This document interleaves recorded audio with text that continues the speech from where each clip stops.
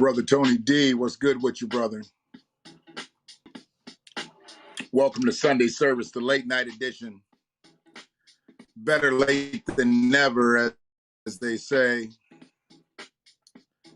But I had to get it in because I got a commitment. I said I was going to do Sunday service every Sunday. And I got a commitment. I got in here, 14 minutes left to go in the day. 14 minutes left to go in the day. Left to go in America's birthday.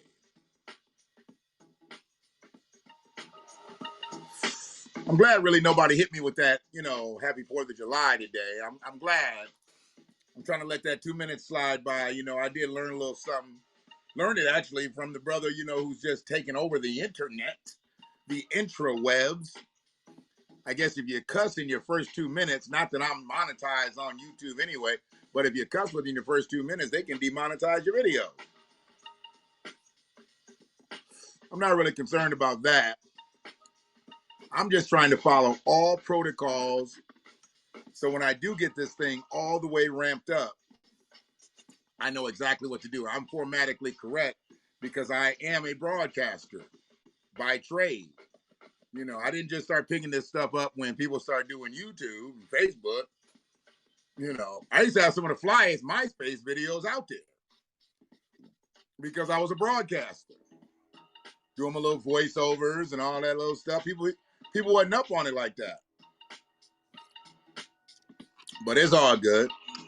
Hopefully you and the family are good. Hopefully the fireworks ain't messing with y'all pets if you got pets. Free. What's happening, Free? I didn't know if you'd make Sunday night service, late night edition, Free.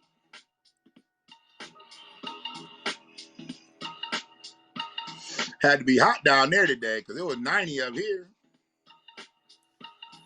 Had to be hot.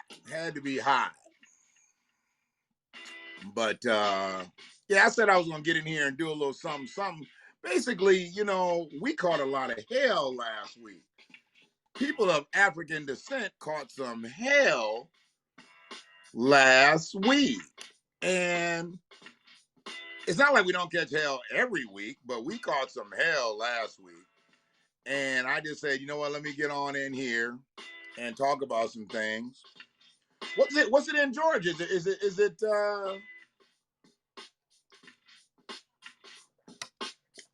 weather in Florida and Georgia gotta be crazy. But I appreciate that, Free.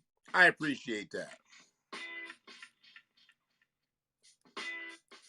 But yeah, we caught some hell last week.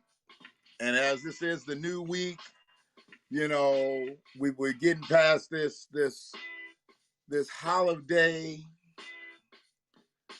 that most of us, we really don't celebrate anymore because we've figured out the real. All right, TJ, I'll get on there when y'all done. I just got invited onto another cast when we done here. But I got to talk about a couple things that, because they're weighing in so heavy with this Bill Cosby thing, and I'm really not sure exactly why Bill Cosby is the center of the focus when they refuse to make anybody else who done abuse people in this world the center of their focus. I mean, we can take out Jeffrey Epstein. He gone, okay? He up out of here. Harvey Weinstein, he gone because he in prison and they about to do something with him, I think, in California. But we got all these other ones. And somebody put up a post, and I didn't realize there's just this many sexual predators, like notables. These are notables. These aren't like all movie stars or singers, whatever, but they're notable people. Bob Weinstein, now, is that Harvey's brother? I don't know. Brett Ratner, Woody Allen. We all know about Woody Allen. Roman Polanski, James Toback, Richard Dreyfuss. I did not know Richard Dreyfuss was a predator. Jeffrey Tambor, don't even know who he is. He looked like he could be a predator, though. Andy Dick, I did not know Andy Dick was a predator. Louis C.K.? Damn. Oliver Stone is a predator? I didn't know Oliver Stone was a predator. Richard D. is a predator. Oh, Dick Dreyfuss. Dustin Hoffman is a predator? Damn, I didn't look at this post. I just copied the picture because I knew I wanted to talk about it. Steven Seagal? Jeez. Jeremy Piven is a predator? A woman could probably whoop his little ass. He's just a little motherfucker. Hamilton Fish. I have no idea who he is, but he looks like he could have it. Jan Winter? David Blaine? Isn't he the magician? Mark Halperin? Terry Richardson? Have no idea who this is. David Schoen? Michael Oresky? Knights Landsman? Matthew Weiner? Leon White? Who the fuck are these people? They're obviously notables because they got them all on this post. And they're all white, and ain't nobody in prison except Harley. And the post actually had a picture of Tarana Burke at the bottom, and she said this shit. Why is it my job to go after white men? The same way you fucking went after Bill. Was it your job to go after Bill? Was it your job to go after every other black person you went after? It's your job to go after them. You the Me Too person. Me Too founder, Tarana Burke. And I ain't gonna call her all out her name and shit like a lot of people do. You know, I'm not gonna talk about her. You know, I'm gonna call her Tarana Burke. I still want to know if she's related to KRS-One, though. She has a striking resemblance to Chris Parker. I just want to know if she's related to KRS-One. Because she got features that look like she's part of the Parker family. I don't know. So, when she said that, I mean, I don't know what the media's immediate reaction was because I didn't see it. I didn't know that she actually said it. I thought that this was just some type of quote that they had put together based on some other posts, but she literally said this shit. Why is it my job to go after white men? Why was it your job to go after any men? You were abused. You wanted to speak up for the voiceless. And I get all that. But why you only go after black men? That's what I don't get. I don't get why she puts a lot of her attention, most of her attention, all of her attention on black men. There's a problem there. There's a real problem there. And people like this, if they look like us, that just gives white supremacy just that much more of a leg up here. We've got one of our own, and I'm not saying she's wrong for what she's doing, because bringing the voiceless out, absolutely. We need to bring all victims out and bring all of their assailants out, absolutely. It takes a lot of courage to, you know, come forward when somebody has brutalized you. I get all that. But she seems to take all of her time going after men of African descent. She don't have the same fervor when it comes to a Caucasian man. Notable or not. I just haven't seen it. I need to see it.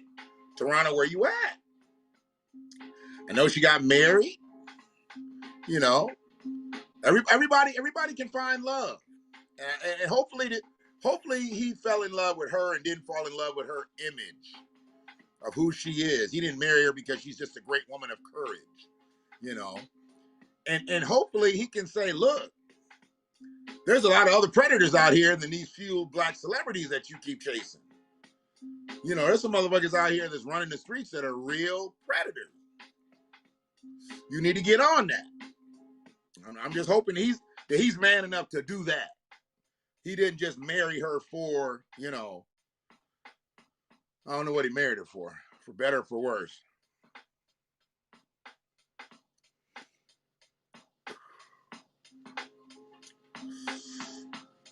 Oh, shit. This was crazy shit. So LeBron James got a motherfucker inside the camp that's tired of being inside the camp. LeBron James? Now, LeBron James makes a lot of money. And based on that money that he makes, he pays out a lot of money for people to be able to keep all of his affairs in order. And this is his public relations advisor. Public relations advisor. He helps the LeBron James brand relate to the public. He puts the messages out there for LeBron James. See, LeBron James ain't doing all this shit. Everybody be thinking he be tweeting, he be on Instagram. He got teams of people for that shit. But he's got a public relations advisor. His name is Adam Mendelsohn. He said he tired of all this BLM shit. This is your guy. This is the guy that you bring your stuff to so he can put it out there. So everybody knows where you stand on things. He said he's tired of it. He's exhausted by James's support of BLM.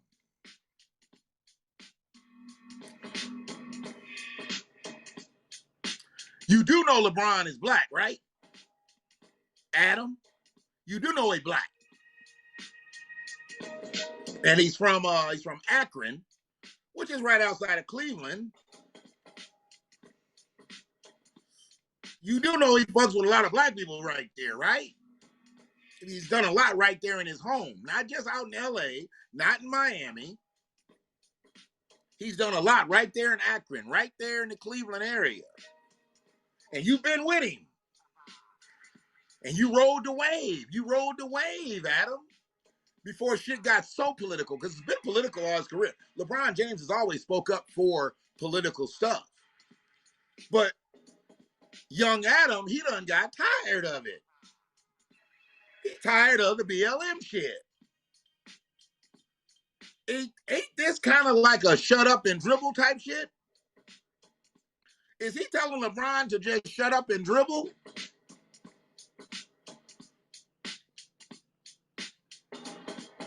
I mean, I'm just reading a quote.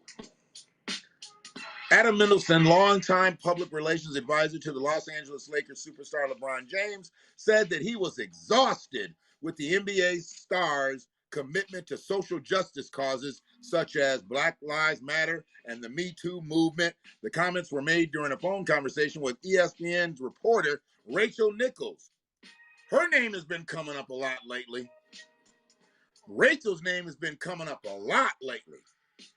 I suspect we're about to see some nude photos coming up of her soon, because everybody got a little dirt on Rachel right now. And they say she's been tossed around a little bit too, so there might be some photos coming up of Rachel Nichols soon. But she keeps coming up in sensationalized, salacious conversations. She's coming up in some conversations that are not very becoming of Rachel Nichols. She was talking about the young sister, you know, saying that the young sister was a affirmative action hire. Maybe the young sister was talented. Maybe she went to school like you and she had the goods. Why she got to be an affirmative action hire? Affirmative action helps white women more than it helps black women. Bitch, are you crazy? What's wrong with Rachel? I know what's wrong with her. You got to get you a Rachel with the A-E-L. When you get them Rachels with the E-L, they not all what they cook. You got to have the A-E-L at the end of it. Not just E-L. She's a Rachel with the E-L. Get you a Rachel with the A-E-L, and you cooking with grease. But she's been the topic of a lot of discussions lately. A lot of discussions. But what we're talking about right here now is Adam Mendelsohn. Because I want to know what LeBron James is going to do with this. If I was LeBron James, I probably wouldn't be making this video tonight. That's one. I might be smoking weed. Some tell me LeBron smokes weed. Actually, I know LeBron smokes weed. It's all good. That's why I wonder what they're going to do with that Team USA basketball team. When they drug test them motherfuckers, all them motherfuckers smoke weed. I mean, Sha'Carri, she's the least of our worries right now. We about to lose the gold medal in basketball if they test all them motherfuckers. They all smoke weed. All of them. All of them.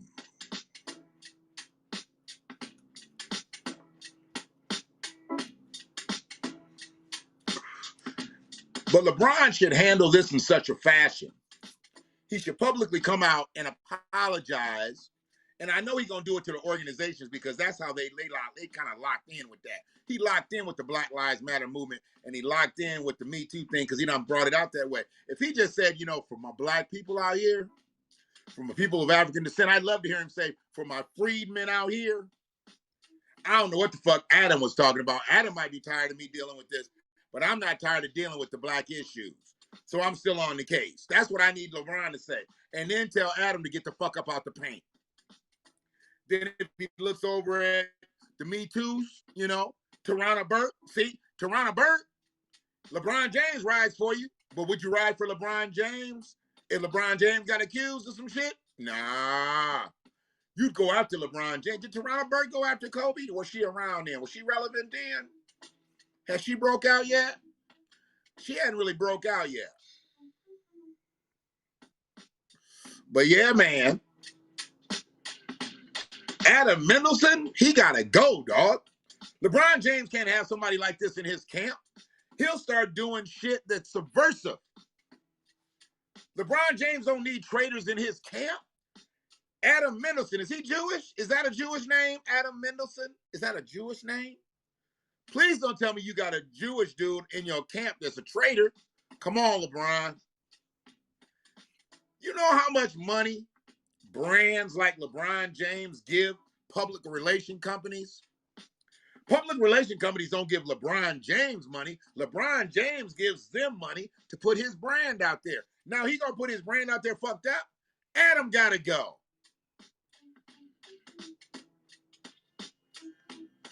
Adam gotta go. Adam gotta get out the paint. A public relations firm don't need more than one client if it's LeBron James. That's how much money LeBron James gives a public relations firm. If you're a public relations firm, LeBron James is your main client. And you got the job, Adam. You've been on the case, Adam. Now you tired? If you tired, dog, maybe you should go get some rest. Take the next few days off. Like 1, 2, 3, forever, bitch. This man is trying to stand up for folks while playing basketball, and I commend him for that. I know he can't go all the way in because he still got his brand to protect, and he still got to play. I get it. I think LeBron's going to be different once he hangs him up. It's just me saying. I believe LeBron is going to be different when he retires.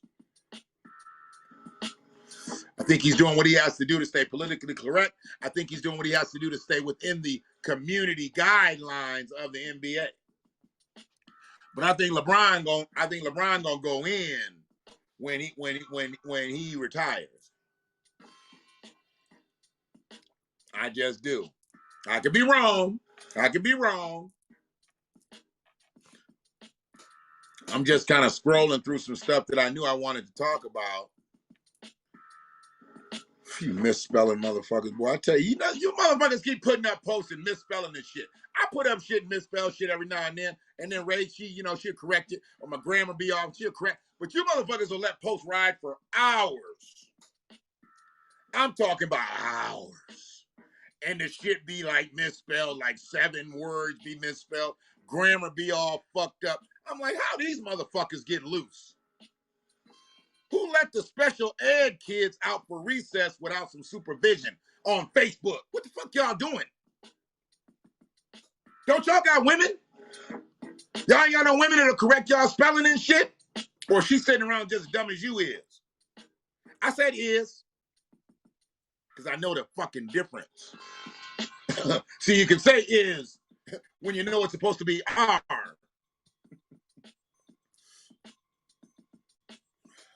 And look, man, when you say that's our, it's O-U-R. Don't put that's our, A-R-E, you dumb motherfuckers. I'm tired of seeing that shit. That's our. Are you saying us? It's O-U-R. When you say A-R-E, that's something else. Fucking retarded motherfuckers. I know some of y'all don't like that word. It ain't politically correct, but that's what they fucking are. Okay. So Mark Lamont Hill has basically gotten up under everybody's skin on the Black News Channel. I watch him pretty regularly because I really wanted to see how far he was going to go, how far he was going to go, how deep he was going to go left. I wanted to know. If he was going to go left, how far would he go left? And dude, come on, man. He can't be this big of a motherfucking clown. He can't be this big of a clown.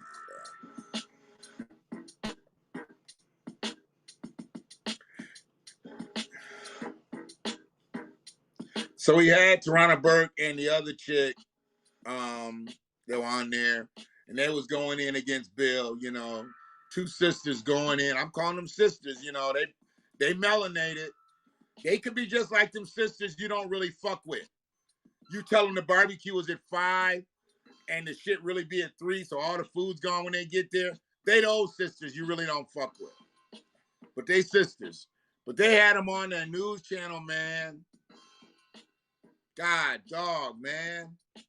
He had them sisters riding Bill. He should be in jail still. I'm like, damn. No way he should have got out. I'm like, the brother's 83. He's 83. Sister Smith, welcome to service. I mean, they went at him so hard. He's fucking 83, bro. And frankly, I really don't feel like Bill raped anybody. I mean, they got charges on Bill going back to, like, you know, fucking Tulsa massacre and shit. They brought up some shit. Just throw that in there. He was in Tulsa then. Throw that in there. No tangible proof, and they put that motherfucker in jail for 3 to 10. So he's out, and he's not out because of his money. He's out because it was a technicality, and they fucked up. Ain't nothing wrong with that. Sipping on a Sunday.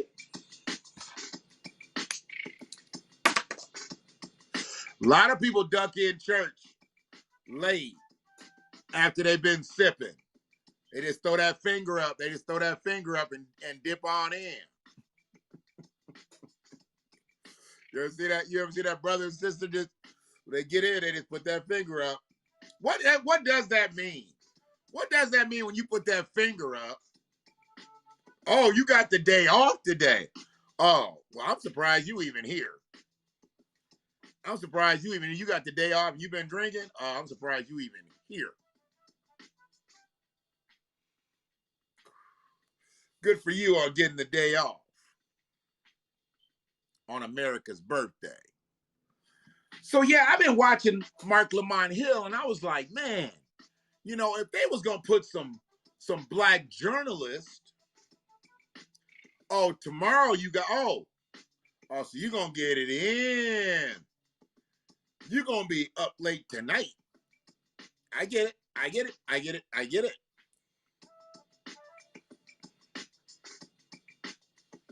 Got the money on the holiday, hopefully for the holiday pay, and then you get tomorrow off on the observance of the holiday.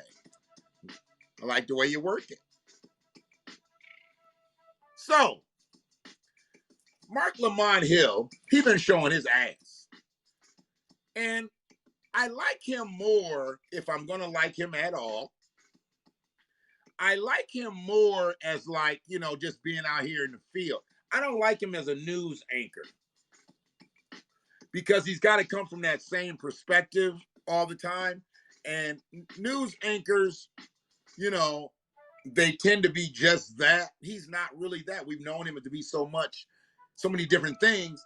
Seeing him just as a news anchor kind of fucks him up because he wants to put all of his credentials into being a news anchor, and you can't. As a news anchor, you're a fucking news anchor. Don't nobody give a fuck about all your degrees and this, that, and the other. You a news anchor, report the news. You got to interview, do the interview. But they're not going to be able to fucking talk about all your plaques and shit on the wall. And he wants to do that every fucking interview.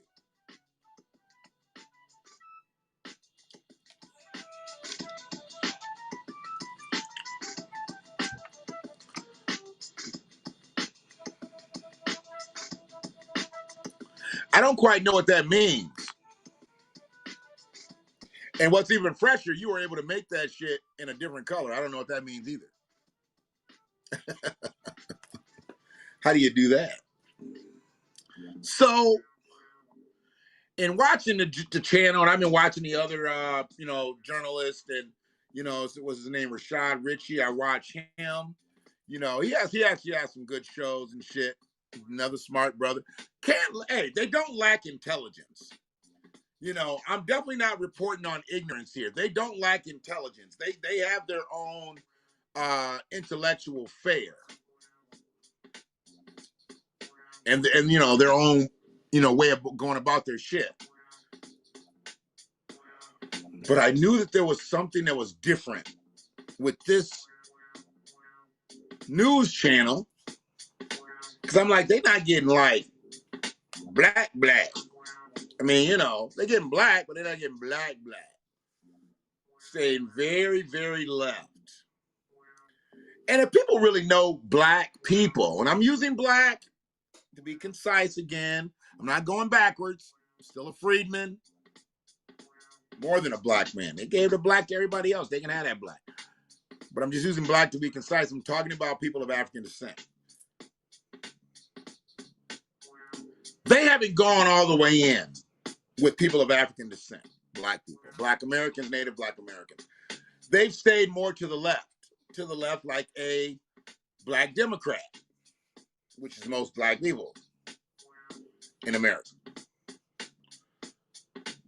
But I wish black Americans would admit that they are more conservative than they let on. Most black Americans are more conservative than they let on. So let that marinate real quick. Most black Americans, Native Black Americans, I'm not talking about black Americans that got paperwork. I'm talking about Native Black Americans, people whose bones are buried on this soil. They are more conservative than they know.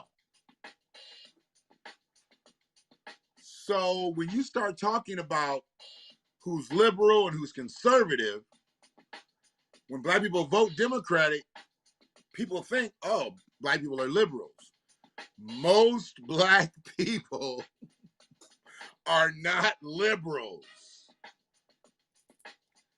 You know, I know this because I know several black families, and I know their family views, their family infrastructures, their you know, I know their beliefs, like their religious beliefs, the church-going people, long time church-going folks. Generations of them in multiple families.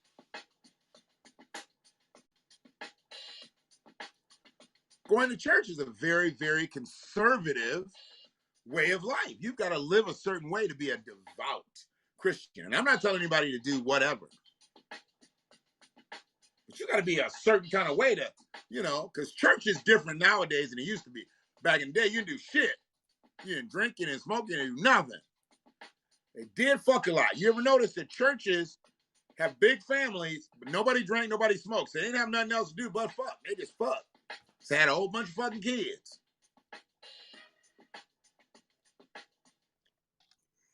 And taught them to be that way. To be workers and go out and get you a husband or a wife.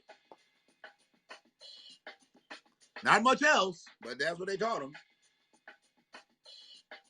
So, in knowing that we're a little bit more conservative, based on some of our beliefs and things like that, some of our views with shit, why don't we look at, and I'm not saying Republican candidates like Donald Trump, but I'm saying, why don't we look at and listen to other political candidates that may be Republican? They may be more conservative. Democrats. They could be independents. Independents got a little bit of both going on there. Got a little bit of liberal, got a little bit of conservative going on there. Why are we so hemmed in with the Democrats? I think just the generic answer is when Dr. King fucked with the Democrats, black people start fucking with the Democrats. We never stopped.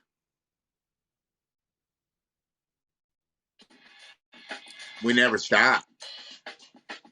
Music stopped, so I stopped. I'm like, what the fuck is going on? I didn't know what was going on. So music stopped, I stopped. So what happened? We got with the Democrats because Dr. King said they're giving us some shit. And that was kind of the last time they gave us some shit. And they killed Dr. King.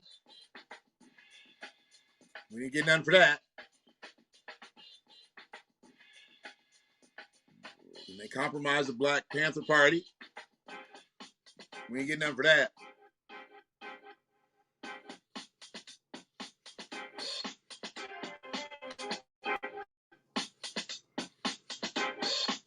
They took our jobs away.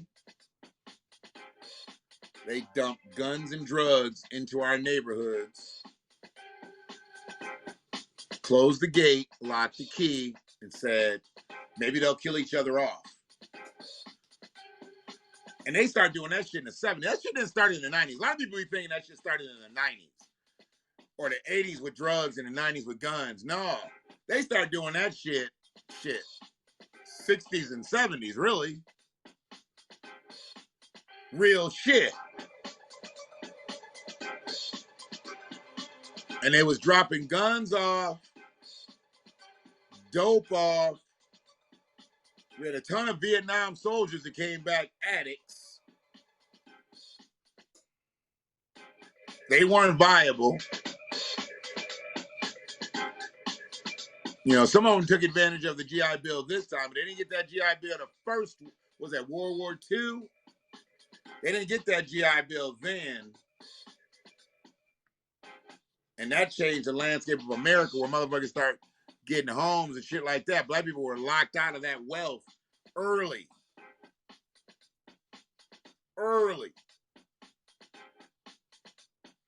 White folks start cultivating it and shit. So if you weren't a part of the Lucky Sperm Club for being overseers and plantation owners and whatnot, you got your start on generational wealth with the GI Bill back in that early World Wars, where Black Americans did not.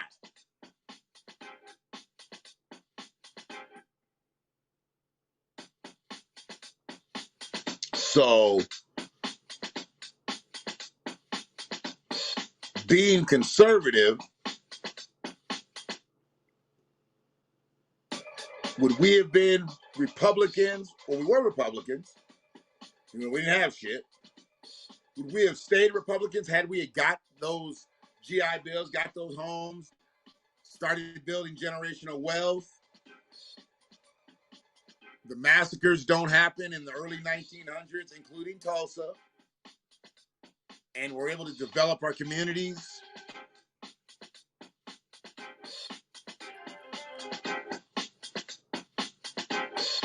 Would we have had a need to fuck with the Democrats? If we were conservative, but we had generational wealth going. And I'm asking a lot here. Because in 1965, when they were doing yet another fucking voters' right bill, it already did, what, one or two of them already? How come we couldn't just vote just like white folks? We had to vote a different way. We had to go through this. We had to go through that. They need to say, all y'all can vote. We had to guess how many jelly beans were in the fucking jar and shit like that. Vote. Come on, man. This shit has never been set right. So it's like, if it had been set right, we wouldn't have needed another Voters' Right Act in 65. Do you realize 1965 was just 100 years after slavery was over? Motherfuckers be talking about, oh man, slavery's been going on. No. 1965 marked 100 years. 1965.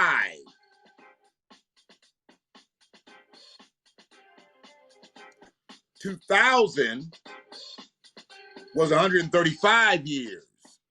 2020 was 155 years. So now we're just at 156. After 246, we're at 156 after. It's not that long ago.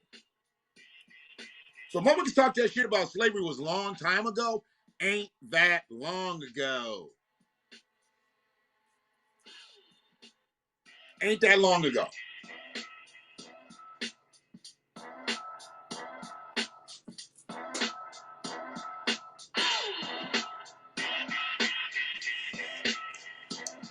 Hopefully it's not for a funeral.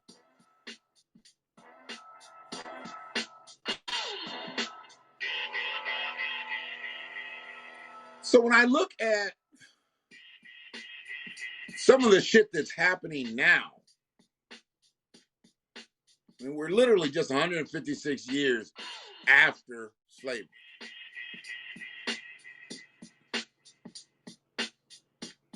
We're just 246 years. This is the weird shit.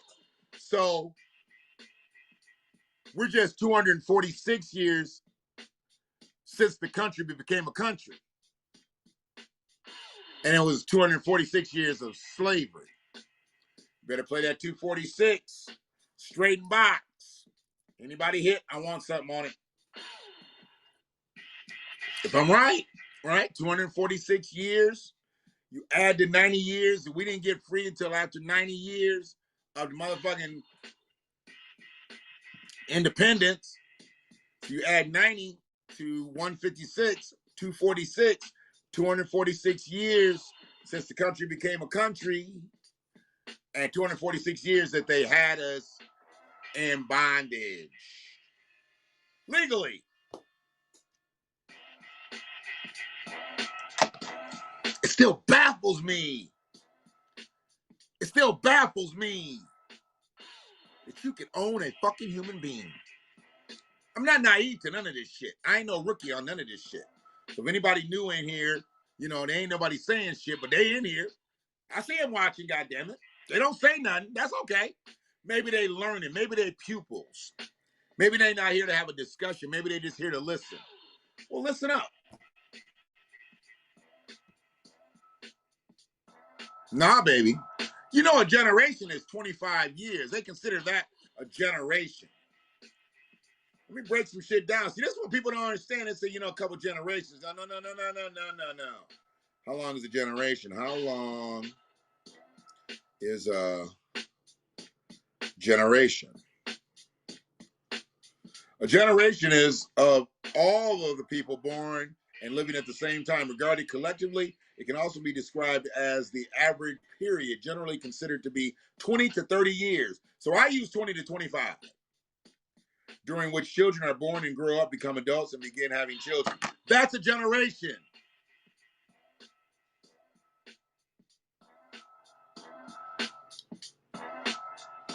Flat out.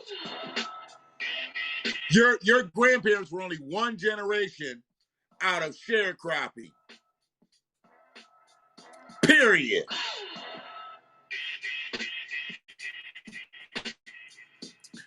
We know sharecropping wasn't nothing but slavery too. It's by another name. We can't use slavery, man. What are we gonna use? What are we gonna come up with? Well, let's just share the crops with the niggers. Okay, we call them sharecroppers. I mean, what else did they do? There was crops, supposed to share them with us, sharecroppers. Pretty simple to me.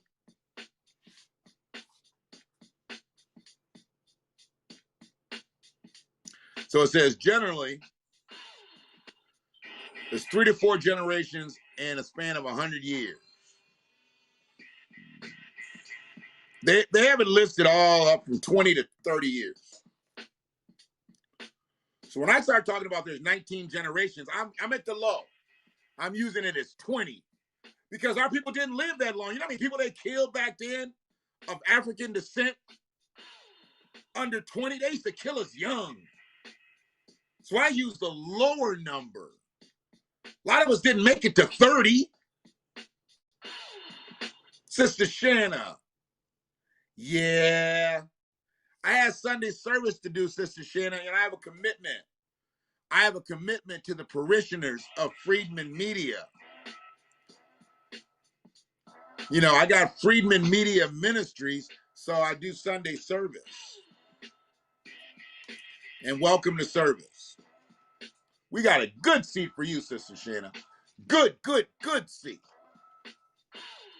My paternal grandparents were on sugarcane fields. Hey.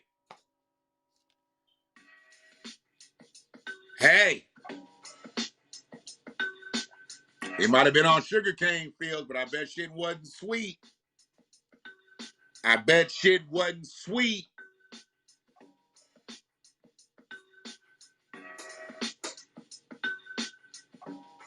I mean, and then we were trying to build off of that sharecropping, and we couldn't build off the sharecropping because they were taking all the profit.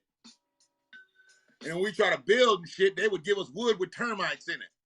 Give us seeds, they weren't fertile. Our motherfucking cattle was sick. We had all kind of shit given to us that was fucked up. Not really given to us, that we earned. We up here buying sick cattle. Trying to plant with seeds that won't grow. Trying to build with wood, with this bad wood, termites, waterlogged, whatever. Talking about we had a fair shot in this country. Ain't no fair shot in this motherfucker. Ain't shit ever been fair. That's why they gotta do repair. Reparations is the only way. And we gotta keep stepping towards that shit every fucking day. There's no other way out. Programs, a little bit of money here and this, that, and the other. No. Speak to us. Speak to us the same way you spoke to us when you wanted to get in that motherfucking White House. Now you don't want to talk to us. And Jimmy Clyburn ain't got no more fish to fry. The fish gone, the butter biscuits gone, and they on to something else. Black people put him in office. Now he doing everything to not help black people. Period. Damn. Widow at 25. See? That's what I'm saying. 25. That's crazy to me. I guess that was black on black crime too. See, we ain't just start dying young. We've been dying young. We were dying young at the hands of white race soldiers. Now we dying young at the hands of white supremacy. I don't want to hear shit from nobody when they start talking about that black on black crime shit. Motherfucker, how did the guns and the drugs get into the neighborhoods? We don't own planes and shit. We ain't flying shit in here. We don't own boats like that. We ain't floating that shit in here. We don't have no gun manufacturers. Ain't no black gunsmiths.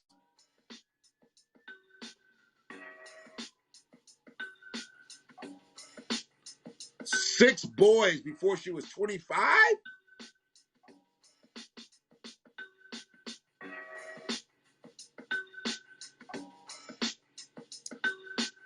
And it's just crazy.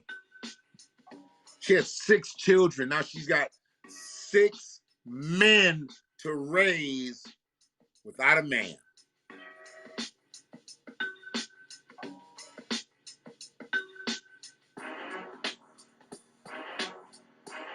Wow.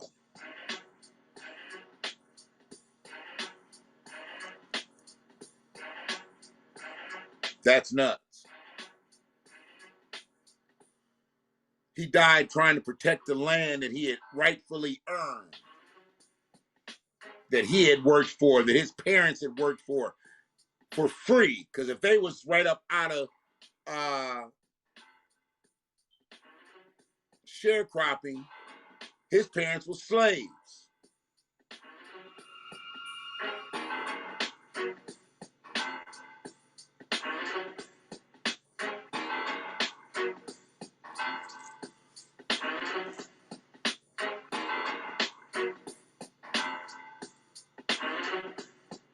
Wow. She remarried at 5. Damn. Tell you, sisters could drop them back then. They could drop 10, 12 kids and keep it moving. These young women now, they have 2 kids and they got to get a hip replacement.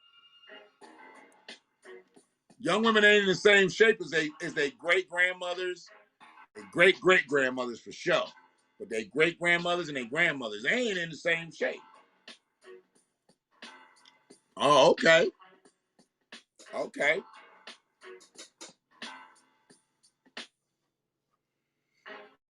Did you ever go into the Cherokee heritage to know if they ever owned slaves?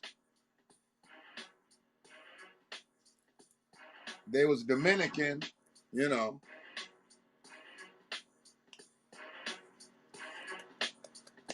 But what about that Cherokee heritage? Wasn't Cherokee one of the ones that owned slaves?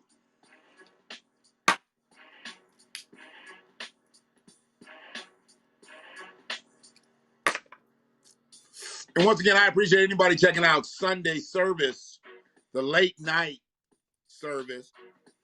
We just in here kicking it. Oh no. What no epidurals? What no Pitocin? No. No, no, no, no, no. It's a whole bunch of hollering and screaming.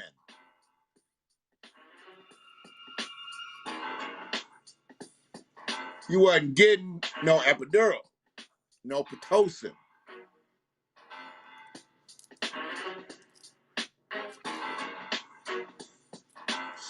And leading up to that shit, wasn't no Lamaze classes and shit.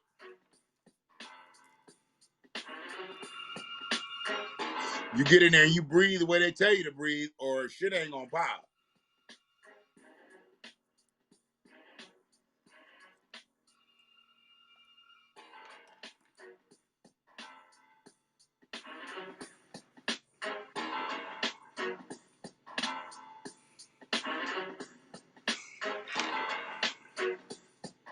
So yeah, man.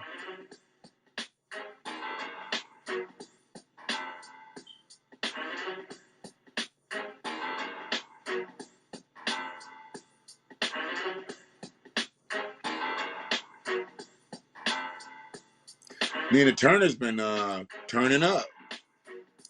Good for her. I hope she gets in there. We need some realized people like that.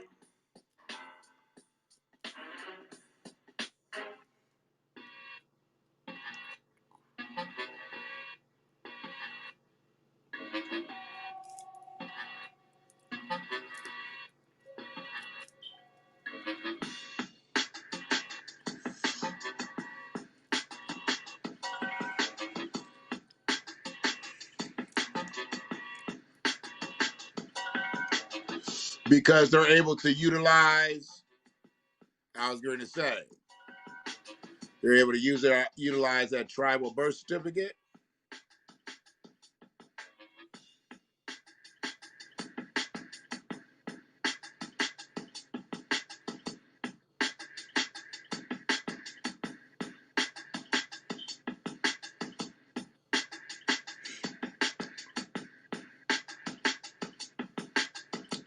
Think so, man. But yeah, I get it. I just want to know why we are so against looking at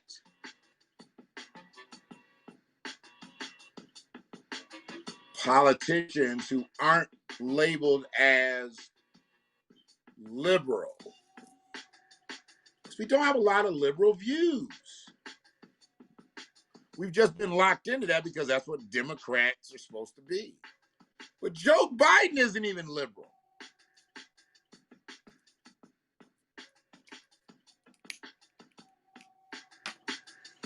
Joe Biden's not a liberal. But motherfuckers want to act like he's liberal because he's Democratic, but he's not. He's centrist at best. Motherfucker's really conservative. He's really conservative.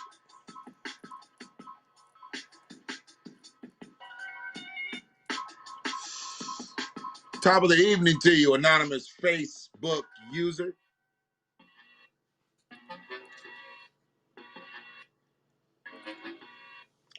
All right, so he's just about done on this one.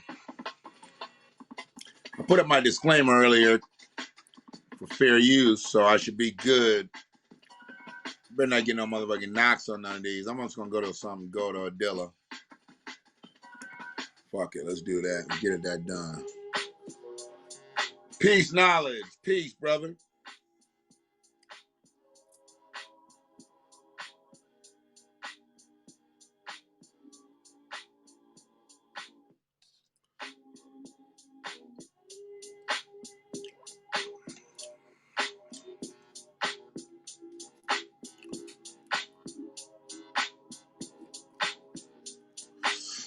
I think we need to be acting more about our interests. We need to be on our interests.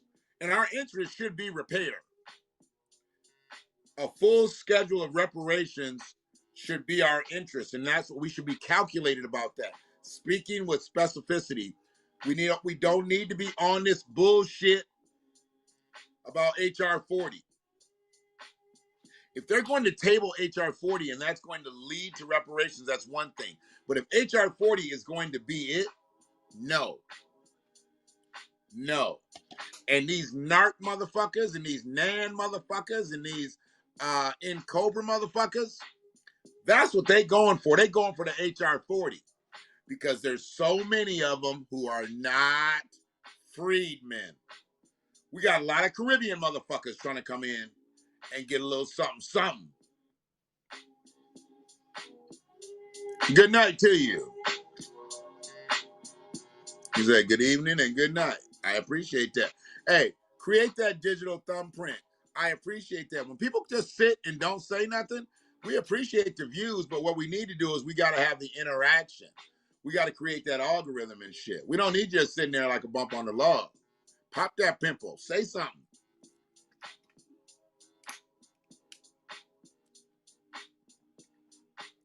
Then it kind of gives off the ideology that I am engaging, that I bring out the conversation. People will think like, he's actually educating and entertaining. Could be a total lie, but who knows? Don't knock it till you try it. So,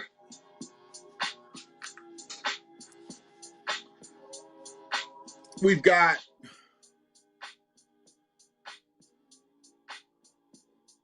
I think we've got to get past the wealth gap being solely about race.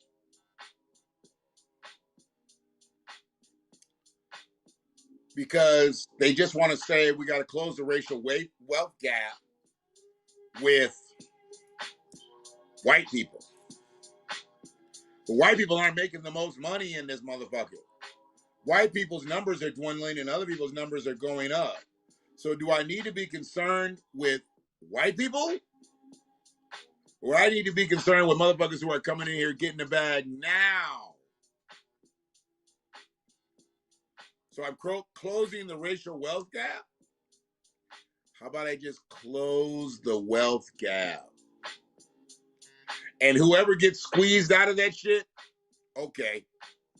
But we need to close. Where we're over here is over here. We need to get over here. We're not expecting people to go backwards. No, motherfuckers. We need to come forward. We're not looking for equality. Equality just gives us right where somebody else is. And this is the bag. But we only get here because we're equal to something else. I don't want to be equal to a motherfucker. I want to be advantaged. See, some people want equality. Some people want advantage. I want advantage. And if you don't want advantage, what the fuck are you doing? You're living a mediocre state to die broke? Oh, we need advantage. The only way we get advantage is with repair. The only way we get repaired is with reparations. I say the same shit. Sometimes it sounds better, sometimes it sounds worse.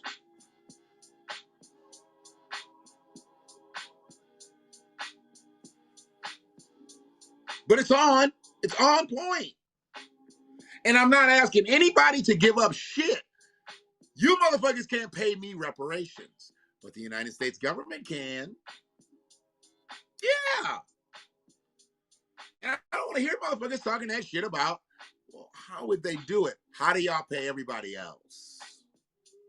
How do y'all motherfuckers just come up with $50 million for sexual abuse and domestic abuse survivors for AAPI? How the fuck that happened? When you had just gave up $50 million a couple years ago for some shit. They done got $100 million in like the last 3-4 years. And ain't nobody saying shit. You want to ask me how the fuck you gonna do reparations? Stop paying every goddamn body else. Fuck it. That's how. Don't ask me how the fuck you gonna pay for it. Answer me how you paying for all this other shit. Once you answer me that, then I can tell you how you gonna pay for reparations. Don't ask me how you gonna pay for reparations when everybody get in the bag. Come on, man. New York City blacks would be, are these Native Americans? Because if they're not Native Black Americans, if these motherfuckers they from the Caribbean and shit, which a lot of New York blacks are, a lot of New York blacks got a lot of Caribbean shit in there. There's rumors like Jamaica that Puffy's got Caribbean in them and Jay-Z's got Caribbean in them. We know Biggie was part Jamaican, and all these motherfuckers have been talking against reparations. They got a little bit of something in them. They're not motherfucking freedmen. So do I really give a fuck what a New York City black will say? He's not even really black. Give me a motherfucker who's really black. Like, give me like KRS-One. Ain't KRS-One? I think he's a freedman. I think Professor Griff is a freedman. And much love to you, Neo York. Much love to you. I didn't actually pass on the salutation. We just jumped right into what your statement was. Yeah, I really don't give a fuck what New York City blacks say unless they really black. ER Nurse Blondie, what's good with you? How you doing?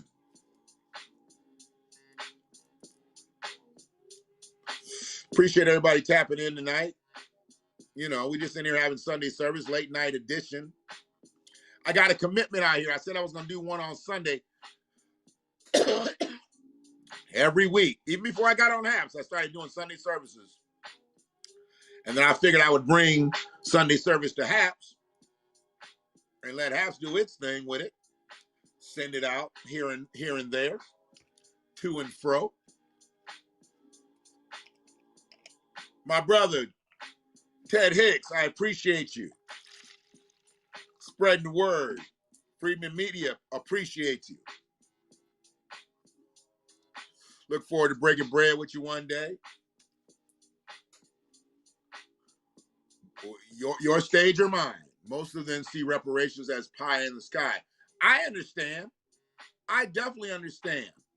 And right now, without everybody being galvanized, it is pie in the sky. Without us thinking that we got to get this done politically and that we can just do it with a few marches here and there, it is pie in the sky. We've got to get the right motherfuckers in political offices, and we've got to start to chop down this fucking tree. See, the tree that George, what's his name, George Washington, the tree that motherfucker planted has, oh boy, it's grown roots. What was it, a cherry tree? Yeah. We got to get to chopping that cherry tree down. My brother, Information Man, boy, I've been checking you out. You've been on fire. You've been on fire. Appreciate you. Appreciate you tapping in. I got some heavyweights in here with me tonight. I love it. I love it. I love it when the heavyweights come through. It lets me know I ain't on no fuck shit. Lets me know I ain't on no fuck shit. If I got heavyweights coming in, lets me know I ain't on. Y'all motherfuckers ain't got 300 motherfucking YouTube subscribers like I do. Y'all motherfuckers got thousands. I love it. I love it.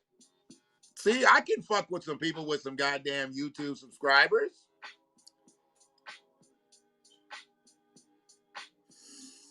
It's one of those things that I always say. Rare motherfuckers meet rare motherfuckers. And there's really not that many rare motherfuckers. That's why they're rare. So when they run into each other, it's a beautiful thing. It's a beautiful thing.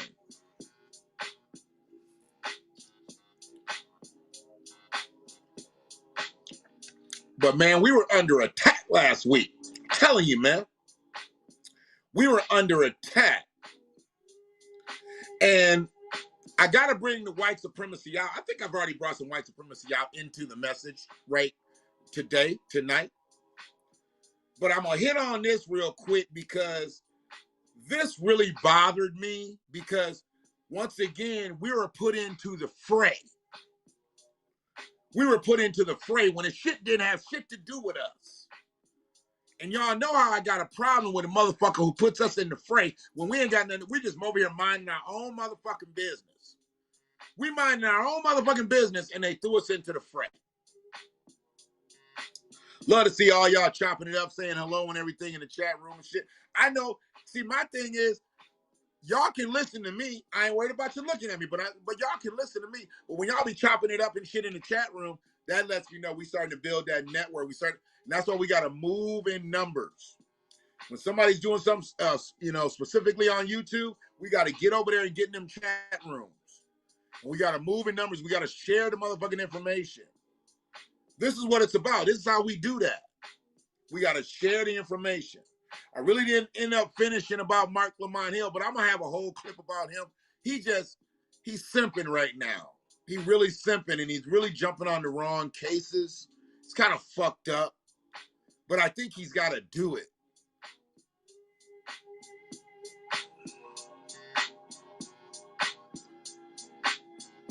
Appreciate you, ER nurse. Said you got some hot black coffee chilling, just got off work. That's love.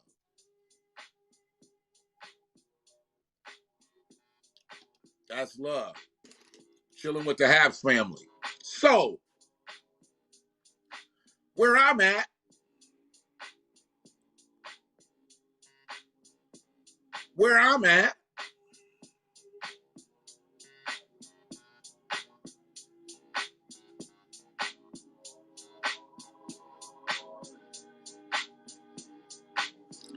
you want to jump on? You want to jump on, Information Man?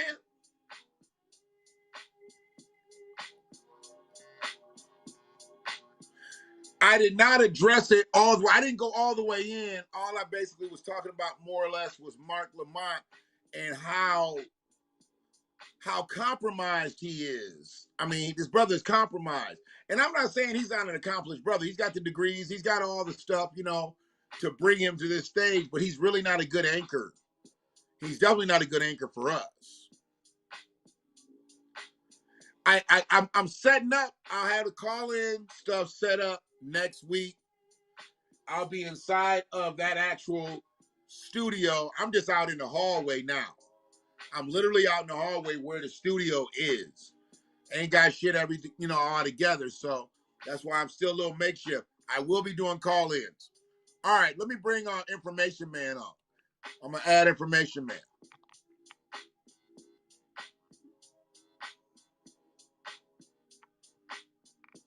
Uh-oh. That's too many M's. Come on, man. There it is. He going to jump right in here real quick. His technology and shit is way past mine.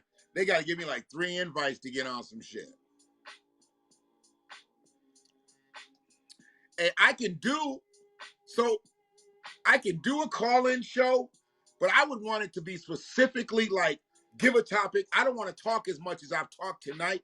Like tonight was service, so I'm just spitting the message. But I would want to do a call-in show and just be like, here's our topic, call in, talk about it.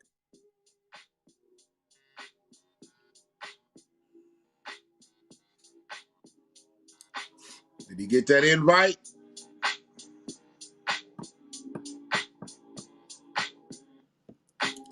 Hopefully I did it right. Maybe it'd be me to be doing it wrong. Information Man. All right, there we go. He might be getting set up.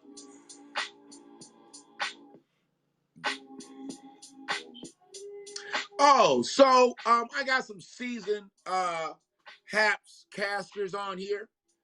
Does Haps do green screen? Can you do green screen with Haps? Can you? I mean, how does that work? Does Haps, if it's streaming through Haps controls whether you do green screen or not. And is that why like people will do the YouTube videos and then they can do green screen on there? But does Haps do green screen? We have the green screen capability. I need to know that from some of y'all seasoned casters. We about to set up the computer.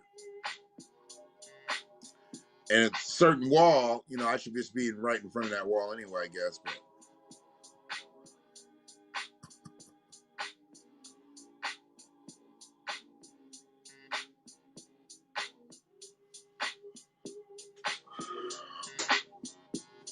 where we at here?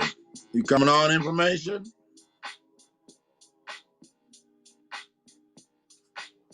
I'm gonna try it again. Third time will be the charm. There it is.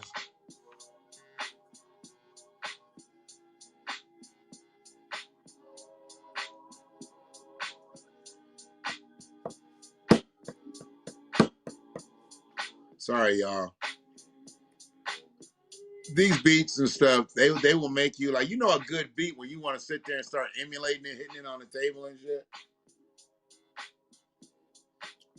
Dilla shit was like that. I put the disclaimer up at the beginning, fair use. So if you're just chiming in here, don't be knocking my shit.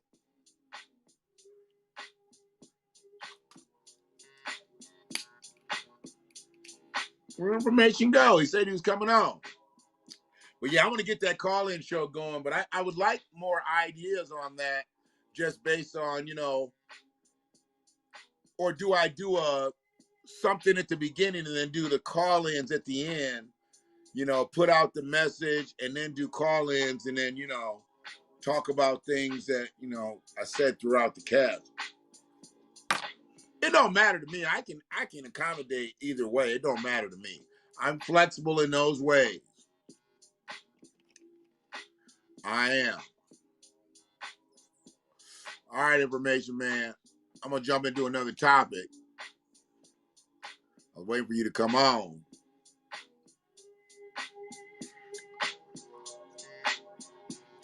We just kind of freestyling in Sunday service tonight because I really wanted to get into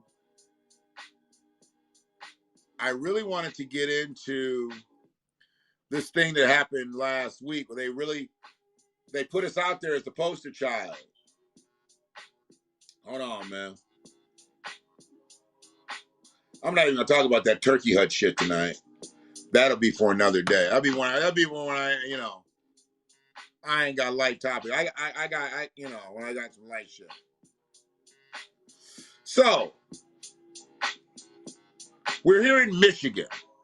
Okay, we're here in Michigan. I'm about 25 minutes from Detroit. Okay. Hey, what's up, man? My brother Oh, was. you in there, baby? Yeah, Okay. I'm up here. I had to run to the bathroom real quick. But good to hear you speaking the truth, brother. What I want to do, because I know you sent me a contact for you through Instagram, and I was trying Yes, to sir. dig all that up. What's your time like next Sunday? I'm in the West Coast. So let's say you're in the eastern part of the country, right? Yeah, but you Northeastern. don't worry about that. You tell me what time I need to be there. I'm there. 1 o'clock my time, which is 4. Are you available Sunday around 4:15, 4:15, 4:30? In the afternoon. Yes. I'm there. All right, because I wanted to bring you on my program, my first channel, to talk about a little bit of everything that's going on. And I had a chance to see that video with Joe Brown tore him another hole. He's literally got a new orifice. Right. And the reason why I agree with what you're saying is because Mark, he's a little too emotional to represent us on that level. You need a level-headed brother in that position who's not getting because check this out. Joe Brown didn't raise his voice. He didn't scream at him. Joe Brown kept his cool, and it flustered Amon Hill. It flustered Hill. If he can't keep his cool with dealing with a black man who's not even raising his voice and just trying to explain his position, and he was, and what Joe Brown did that was brilliant is that he stuck to the law. He didn't get into emotions. He focused on, this is the law. You may want to call it a technicality, but actually it's the same law that's supposed to protect me and you. Right. And so that's what Joe Brown said. And he didn't like some of the things that Joe Brown, because I know Joe Brown, and I'm going to be getting him on my show at some point soon. Joe Brown is trying to hold up the flag of masculinity in terms of what is happening to young black males. Absolutely. And what's happening to us on television, mass media, and how our image is being distorted.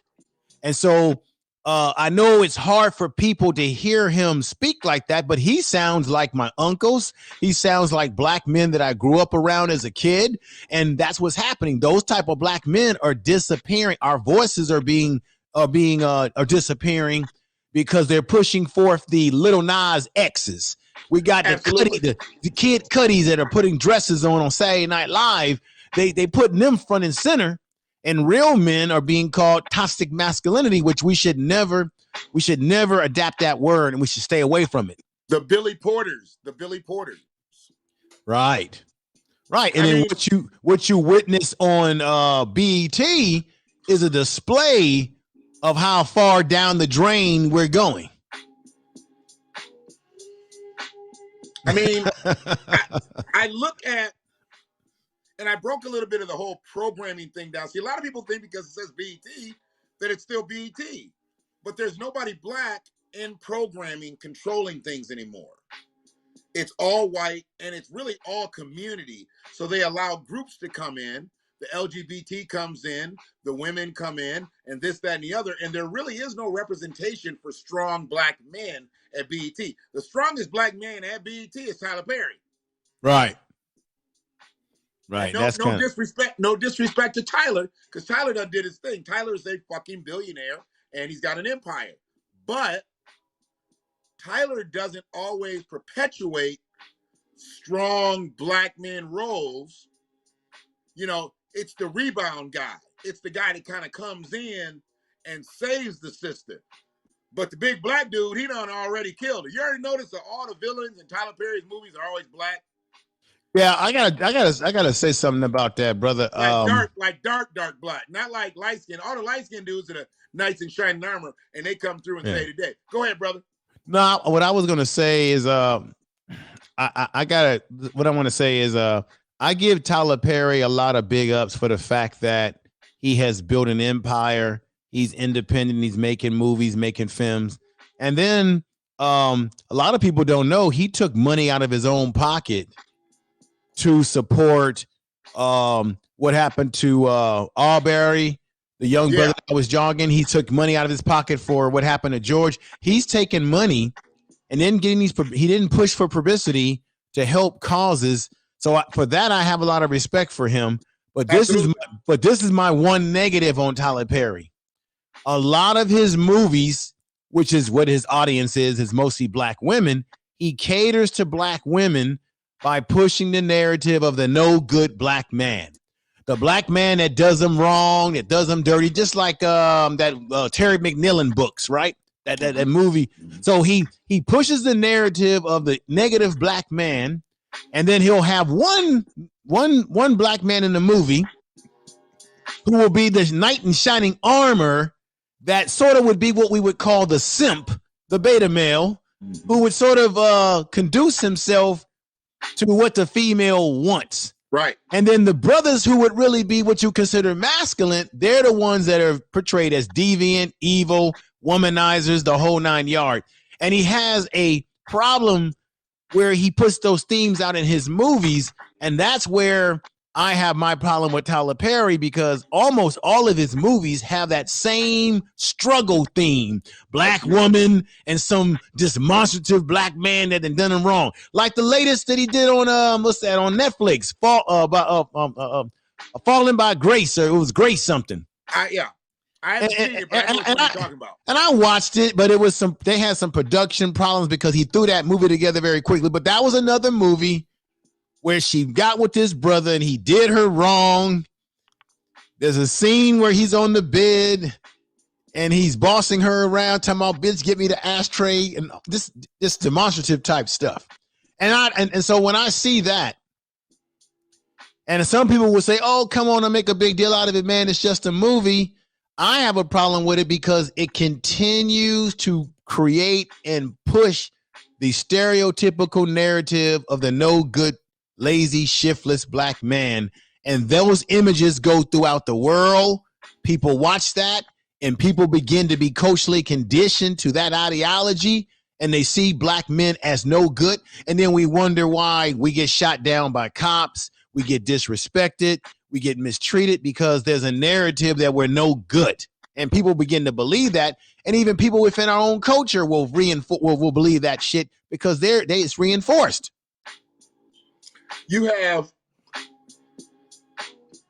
only have so much that you can do when you're just trying to make a movie. Right. But Tyler Perry isn't just trying to make a movie. Tyler Perry made his money with them plays. Now Tyler Perry can dictate whatever narrative he wants. I mean, my thing is, why can't you make movies like The Banker? Why can't you make movies? And I had my differences about The Banker too, even though I thought it was a good movie. I thought it was a solid movie structurally. They still had to make Samuel L. Jackson a womanizer and this, that, and the other, right, which I heard a lot of that is not true. They just put that in there for the sensationalism of the movie. But right, why does Tyler? Because see, this is where I dig into. It's always I've always said it's always a dark man. It's the villain in his movies. It's always a light-skinned guy who comes through in knight in shining armor. But you just said the same thing. But here, let's go deeper. The black man, when I say black man, the darker skinned man that abuses the sister, he's always at the executive level. He's got power. So you're not only saying we're disrespectful to our sisters, you're saying we're disrespectful to our sisters. Once we get it, we don't know how to act with the power. So we don't know how to act with the power. Well, first thing we're gonna do is take the power away from him. Once we take the power away from him, we'll take his woman away from him. And where are we at that point? And she's now out here on the system, you know, because they put her on the system. We'll put you on welfare. You don't need to be with him. Right. We'll put you on government assistance and you can live just as good. Right. I think, unfortunately, because when you look at Tyler Perry's history of doing plays and what have you, let's just be honest, his audience are females. So when he does these types of movies where he has to have the no good black man, he's really playing to these mythologies and he's playing to the experiences that some black women will say they've had. So he's playing to his audience. His audience is not black men. So you can make the argument that he's actually doing what a good businessman should do. Yeah. You present your content. It's just like myself and yourself. I provide content that I know that my audience wants to hear, they're interested in. So he's playing to his audience, which is what he should do. Mm-hmm. However, he's playing to his audience of black females, in some cases to the detriment and expense of the black man, at a time when we need to be repairing relationships between us and our women. We need to be moving moving forward and getting away from the same step it, fetch it type stuff. Mm-hmm. But unfortunately, Tyler Perry became famous and made a lot of money and got to where he got by showing the negatives. And then how he's able to survive from doing this to a certain degree is because he does, like you said, he has at the end of the movie, the one black man who's the knight in shining armor to wrap the movie all up so that we can't say, hey, he didn't have no positive black characters in the movie. Because I've been on panels where I've debated people about this, and they always will throw that ranch in there, right, to try to debunk my position, right, on that issue. So and it's unfortunate that he hasn't seized the opportunity, because other people are going to go down his path. You notice, like when Spike Lee came out, everybody started making movies kind of like Spike, but not really. Right. They were doing positive black messages. That's right. But they were doing it based on where they were from. Like John Singleton, he made Do the Right Thing, but it was Boys in the Hood. Mm-hmm. Absolutely. Matty Rich made, I forgot what his movie was, but it was just like a Spike Lee movie. You know what I'm saying? And these guys had vision, but everybody followed Spike's suit with that positive shit and tried to make movies that made us look good. They showed the negative parts of our communities, but they made us look good. We stayed together, we did our thing, and it obviously showed the truth, how racist law enforcement was, how screwed up the judicial system was against us, and there were still those remnants of the civil rights movement, of everything, all the way back to slavery. And I never understood how that didn't continue going. Like all the TV shows that were promoting black colleges or promoting young people to go to black colleges. You weren't cool if you were on a sitcom and you didn't have Spelman, Morehouse, Morris Brown, FAMU, some type of sweatshirt, something from a black college on one of them shows. Right. Now you don't see that shit. No, because I said this on my program over this weekend. We at one point in time, you had black men growing up, and the attitude is, I want to be a revolutionary. A lot of black men back in the day were inspired by Malcolm X, for example. So we went from this stage where black men wanted to say, I want to be an activist. I want to grow up and fight for the cause of my people. So we went from that stage of having respect and wanting to fight for something, and then they dropped Superfly on us, and they dropped the pimp culture in the pressed out hair, from going from the kunk hair to the pressed out long hair of now sissifying us in this pimp culture in which men live off the lifeblood of women. Then our language, see, this is called psychological warfare that we're under. They begin to change our language. This is social engineering, where instead of us at one point saying to each other, that's why I use the word peace a lot. Instead of us saying peace or hotep or to the east, my brother, or I respect you, black man, we went to calling each other dogs.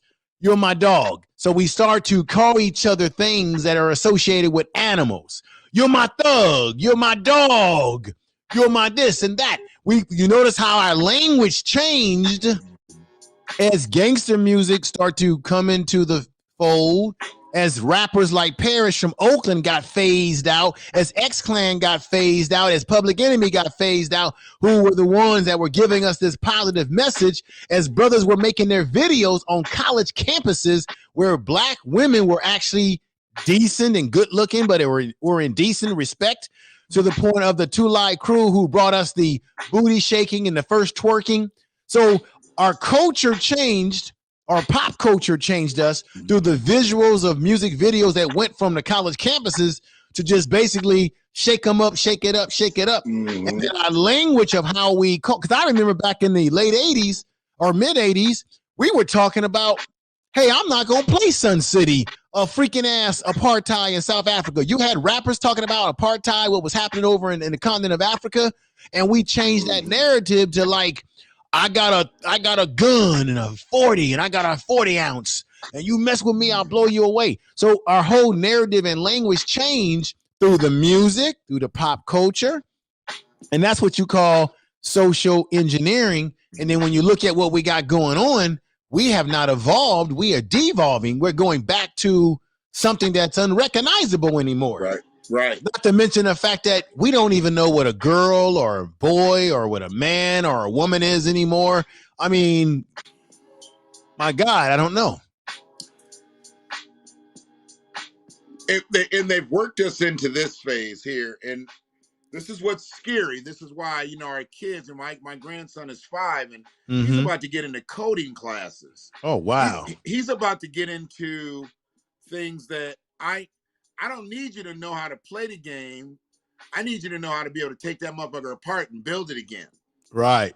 You know, because that's what it's going to come down to. It's going to come down to operators and inventors and people like that. There's going to be very few machinists. They're not going to need to have a whole bunch of machinists. You'll be able to, be able to control plants with 10, 15 people because it's all going to be computerized. And if we don't catch up that way, this is why I'm talking school, but I'm not just talking about going to some 4-year institution and you coming out with a goddamn human resources degree and you can't get a job no goddamn where. Right. What I'm talking about is you going through college or through that institution of higher learning and you getting something that can take you right to a career. And it might not be the first jobs. You know, a lot of people go through 3, 4 of them, but you got to get something that you love to do and that you can take care of your family with. That's not being taught out here. You know, they're trying to make it seem like everybody can be a superstar, but everybody can't be a superstar. Everybody can't be a superstar. They can't be an athlete. They can't be, you know, whatever. I mean, we're losing the capability to produce. Like we used to do all of the stuff that black people used to do back in the day. We're not doing anymore because of the automated state. We're in such an automated state, but we're not. We're consumers now. We're not producers. We're now consumers. Right. And we got to get back to the point of proprietorship and owning our own businesses and owning our own homes, because they're letting us just phase ourselves out of that.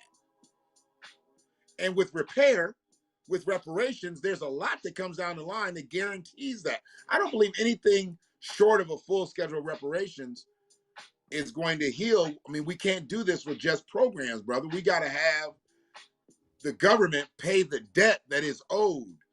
For 246 years, they held us down for free. For another 156 years, they held us down and put a little tax on it. Yeah, I subscribe to what you're talking about, that reparations has to be put on the table. But a simple fact, this is the thing that bothers me. You know, especially when you hear from your own people trying to tell you why we shouldn't be demanding reparations. And I always was taught that nothing without it, nothing is, you can't conceive. There's nothing conceived without a demand. You have to have a demand because that's part of power.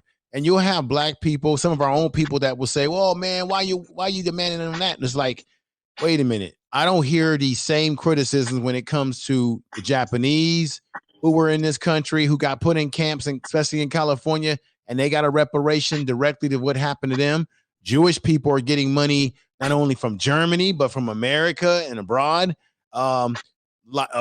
Native Americans in this country have been cut many checks, and this country pays billions of dollars in supporting some of these tribal areas in terms of their health care and everything like that. A lot of stuff that we don't even hear about. And so we're asking to be paid the debt that is owed us as the descendants of those that they enslaved and oppressed. And all they can do is tell us about a goddamn study, the HR 40 bill. We don't need a goddamn study. Claude Anderson already broke down the data. There's plenty of data and research and paperwork and scholastic studies that have proven out. And check this out.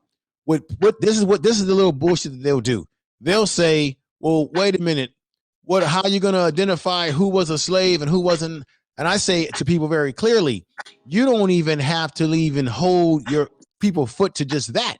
You can just look at what happened between Jim Crow, redlining, people getting their land stolen. Let's not talk about what has happened to the black farmers. I was listening to a program the other day, brother, and I didn't realize that I was listening to a brother that was a black farmer. He said in Oklahoma used to be dominated.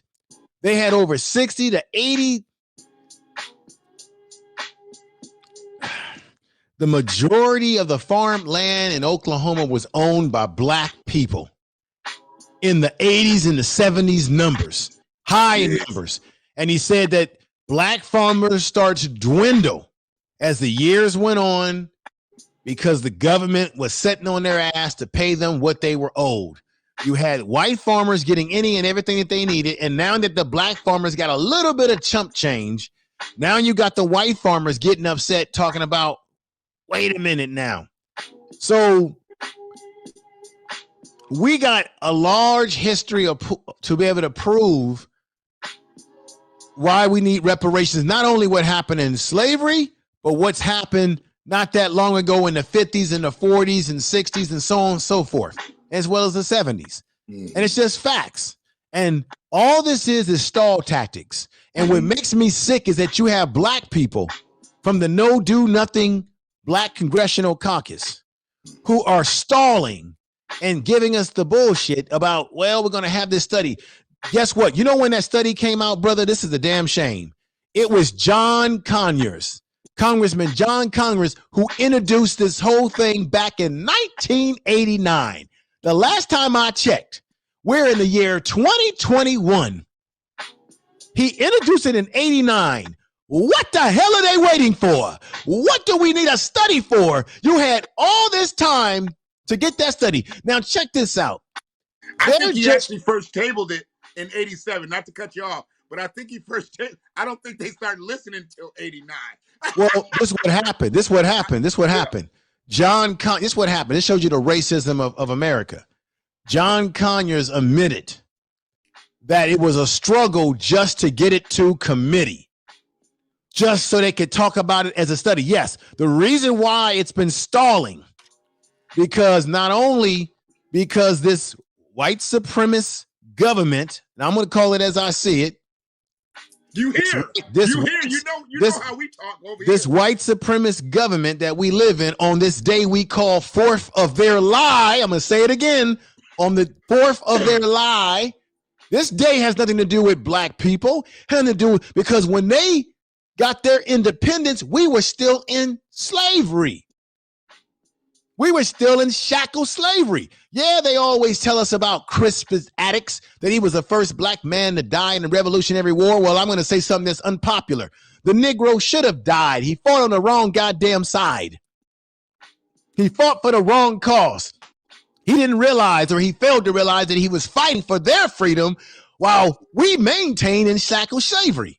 So 4th of July, 4th of their lie, as my man Frederick Douglass said, this is not my day. This is your celebration. He said it in a speech.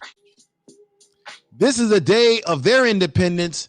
It ain't black people's independence. No. So while black people go out today, or they did today, barbecue and all of that, okay, I know we do that kind of stuff, but this is not our day. This day is a day that reinforced our oppression once they got their freedom. Europeans got their freedom from Great Britain, the Bank of Great Britain, and then turned around and oppressed us.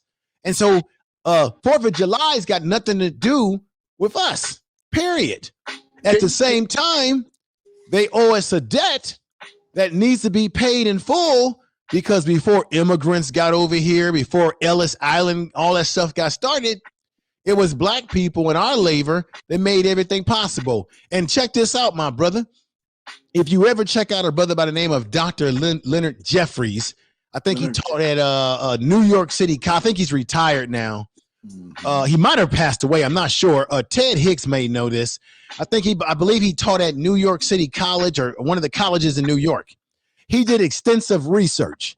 And when you go to New York City and you look at the harbor, that's not supposed to be a statue of a white woman hanging in the harbor. It's supposed to be a statue of a black woman breaking open the chains of slavery to freedom, because the Frenchman who designed it, his original design and his original reason why he gave it to New York, because it was supposed to be a gift to say, hey, America, now you're living up to your aims. You freed black people from slavery, and now I want to commemorate a statue that represents their freedom. And so his original design was of a black woman breaking the chains of slavery, right? That was supposed to be in that goddamn harbor in New York when you go to New York. And the reason why you don't see it is because white folks in America talk about 4th of damn July. White folks in America could not handle the Frenchman's design. They told him, we won't accept that. You got to change that design. We will never put that up in a harbor. We'll never do it, because the Frenchman, he was an abolitionist. You know, he didn't believe in slavery. He was one of those type back in the day, right? So the Frenchman went back and changed the design to the design that you see in the harbor in New York to this very day. Wow. So what you see in the harbor in New York with the Ellis Island and immigrants coming over, the original design and ideology of it had not a damn thing to do, or was supposed to have anything to do with immigrants. It was supposed to have everything to do with the foundational black person in America, the original founding of this country, and that was black people. Man. Wait a minute, man. Are you trying to tell me that the Statue of Liberty is supposed to be black? I'm telling you what the research of Dr. Leonard Jeffries, and you can look him up because he talked about this. He did extensive research on the Frenchman who first designed it. And I think he even found some of the original designs. The Statue of Liberty that you see in New York Harbor is supposed to be of a black woman breaking the chains, because Dr. Leonard Jeffrey, he broke down the illustration. It was introduced. The Frenchman, if you go back and do your research on the Frenchman who designed that, he was an abolitionist. He whatever they call that. I'm not pronouncing it correctly. He did not believe in slavery. He was against it. Therefore, that was the reason why his design was a gift, because when we came out of slavery into Reconstruction, he wanted to celebrate America changing from this terrible behavior of shackle slavery. Even though we know that some of the first slaves that were here were white indentured servants from Europe who came over here to work off their time like a prison. Then they got sent back. But guess what? When they got released from, check this out, when the indentured European servant got released from their prison term to work off their time, guess what this country did for them back in those days? They gave them a reparation. They gave them some money so that they could go back to Europe and redo their life again. They gave them money. Remember the speech by Dr. Martin Luther King Jr.? I've got a video of that on my channel.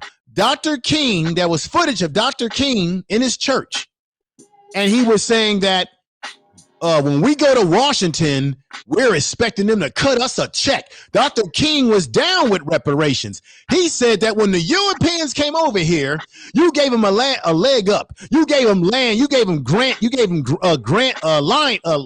grants. You gave them land. You gave them housing. You gave them money. You helped the European out when they came over here. But yet the black man who's been here all these years, you've done nothing for. And then he said with the quote, when we go to Washington, we're coming for our check. Now, check this out.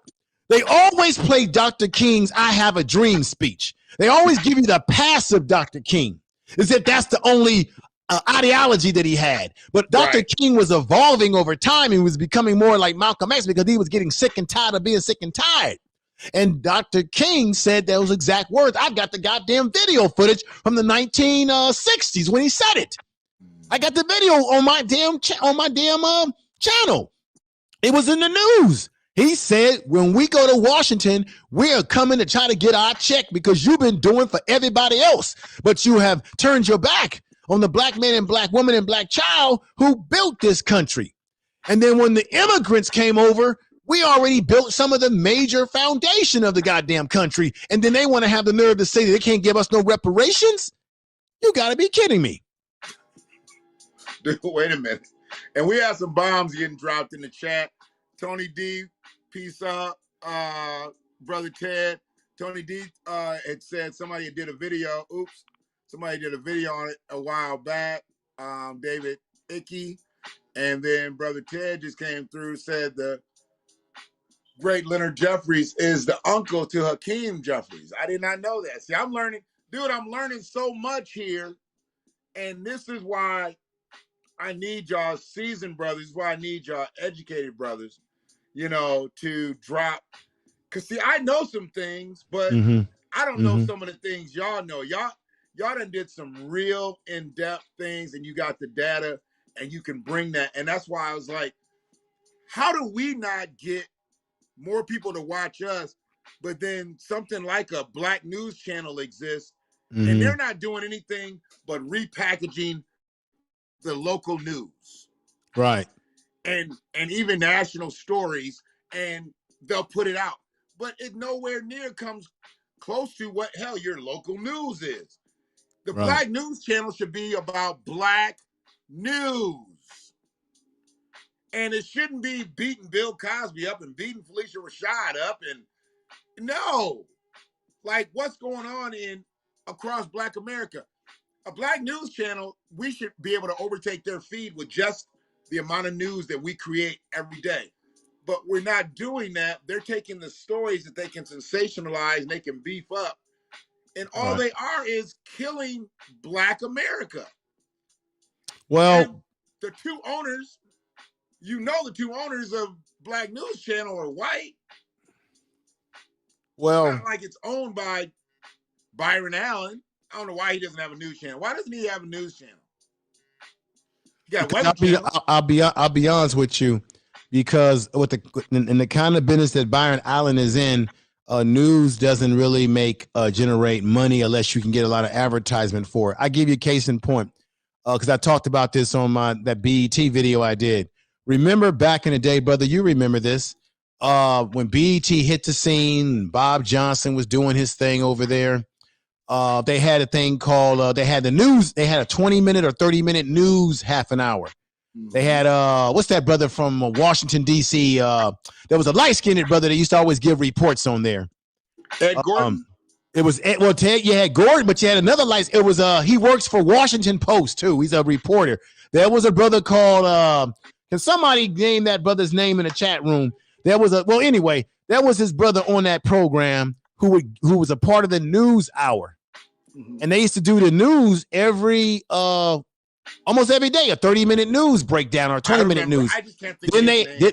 did Corcoran Malloy or something like that his name was. And then they had the Teen Summit. Well, eventually they got rid of the news because why? Well, the news wasn't making. They asked Bob Johnson, why did he get rid of these programs? He said, well, technically, I'm in the business to make money. I'm in the business of maintain BET. And quite frankly, the videos and all that kind of entertainment actually is what makes the money. So as a result, eventually he had to phase Teen Summit off of there, and he had to phase the news off of there. Because why? Because he knew that he was getting ready to sell it for a boatload of money, which made him a billionaire when he sold it to Viacom, right? And then of course Bob Johnson was also showing us a lot of garbage videos on there too, of course. So then Viacom took it over, which is owned by white folks, and they just continued the tradition of the effery.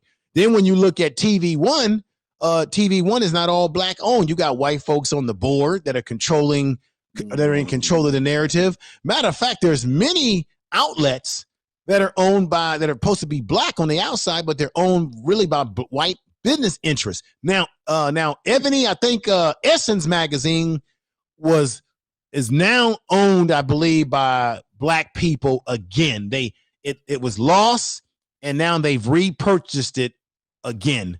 So it's in the hands of black people. At one point in time, even Essence was lost. And then let's take it back, but let's take it further back. I was a little kid, but let's talk about all the black newspapers we used to have in the local communities. Pittsburgh Courier in Pittsburgh, where I was at in San Francisco in the Fillmore area, we had the Sun Reporter. We used to have these black newspapers, and I'm pretty sure like in New York where Ted Hicks is at, you might still have black newspapers like in Harlem, but for the most part, in every black community throughout America, there was a local black newspaper that was all black owned, that would simply give you the news from black perspective, and they weren't reproducing news that was coming from the white perspective. But that's all been gone, brother. These papers have gone. Why? Because black people just stopped supporting them. Yeah. Black people stopped buying them. Yeah. Black people, we stop, and that's why I don't want to hear anybody saying, I wish that if we had our own this and that, I would support it. Fool, we did have a black newspaper. You didn't support it. You didn't support it. Okay, well, check this out. We even had Tyler Perry hasn't done anything that's brand new. In 1919, we had our own film studio called Lincoln Films, and black people were making their own movies. They called it race movies at that time. And then eventually, once black people started integrating into white society, just like the Negro League baseball, what do? We abandon that which is black, jump over to the white folks side because we think the white man's ice is better than the black man's ice. So then what happens to a film company like Lincoln Films? It goes out of business because black folks are not supporting it. Then let's take it back to Jim Brown and Richard Pryor. Did you notice, did any of y'all notice that way back in the day, Richard Pryor and Jim Brown were the best of friends, and they were embarking in a venture to build a big-time studio to produce black films and movies. And Jim Brown was damn near cried on TV and said the only man to ever break him down emotionally and hurt him was Richard Pryor. He said that they had a big plan for this studio, and it never came to fruition because Richard Pryor, as we know, was on drugs, and he messed up everything, and it really hurt Jim Brown. Jim Brown said that was a deal that they were in the works, and it all fell apart because of Richard Pryor being irrational under drugs at the time. So there's a lot of things that have happened behind the front door that black people were supposed to have that never came to fruition because of some of the backstabbing and some of the unfortunate things that happened behind the scenes, my brother. I'll stop there. And, you're on point with all that. And at the root of it, because that's always where I'm at with white supremacy, that was all white supremacy that did that. I mean, if they really wanted to uplift Richard really did have a heart for his people, but he had a heart for cocaine too. Yes. And if white America really wanted Richard Pryor to be a fruitful part of black America, they'd have helped Richard kick that fucking habit. That's true. They was all doing drugs back then. Chevy Chase, all them motherfuckers are doing drugs back then. They was all in the same shows and shit. They still living. Richard dead. It's a damn shame too. Every time you look around, it was a black performer that got to a certain height and was compromised by drugs, alcohol, this, that, and the other. I mean, it was crazy. Mm-hmm. And it's like there's never any healing for us. Like we go down, we just never make it back. these motherfuckers have been doing drugs. They've been doing the same drugs that our people did. That's why, I don't try not to rely on celebrity to get us there social justice wise. And I understood what Jim was saying, when he was talking about this studio. Yeah, they said he was supposed to build one. Ted put it in there. Tony D might have did it. Tim Reed. Yeah, Tony did.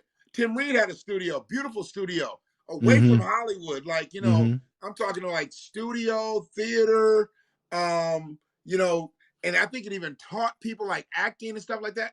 Man, he couldn't get no support from that. But they loved him as Venus Flytrap. Right.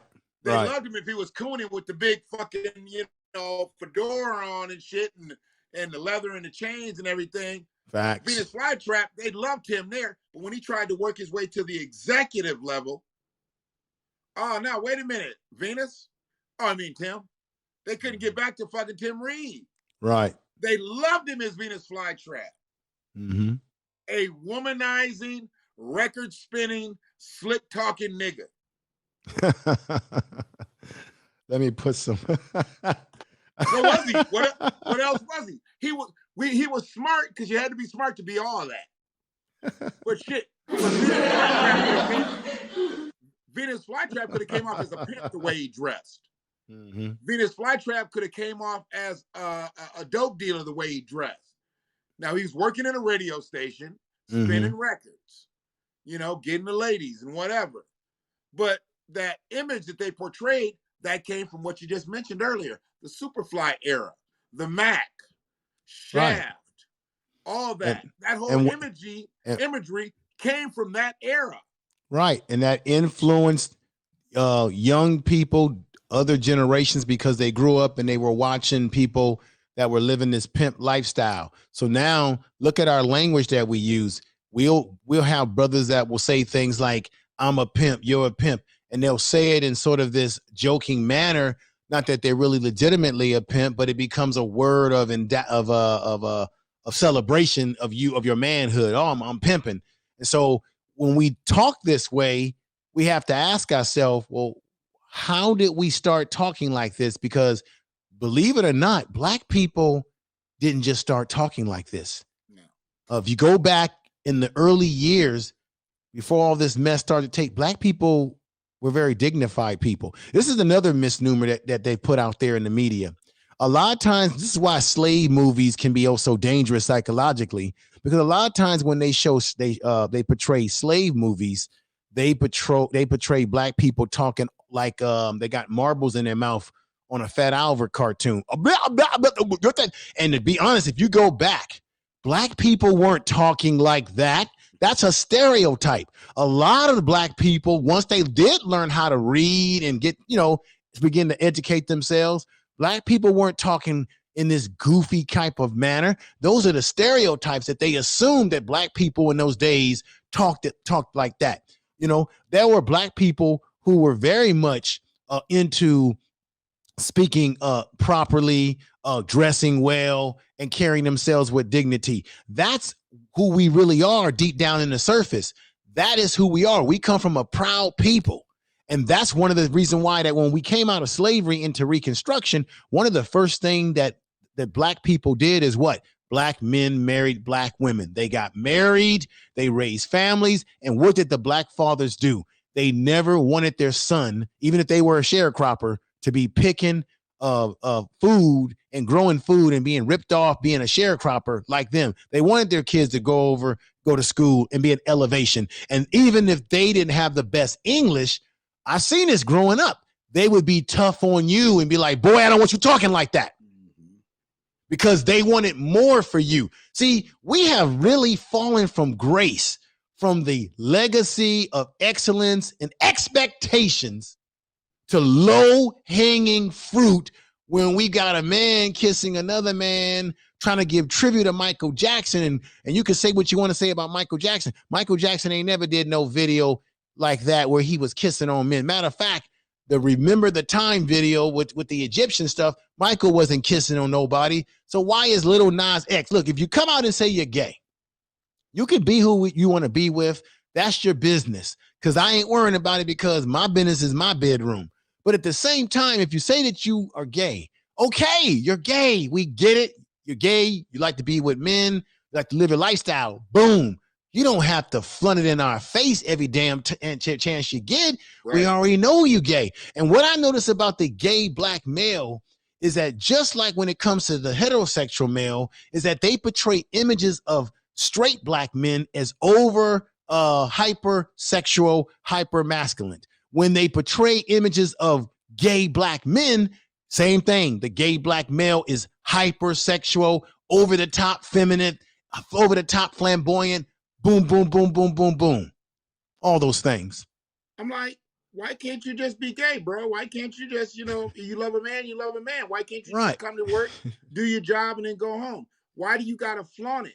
Why do you got to be putting it? Billy Porter, you gay, bro. We get it. We get it. But why you got to wear a motherfucking hat with a chandelier? Why you got to wear, stilettos and shit? You gay. And you know what's funny about, what's crazy about it?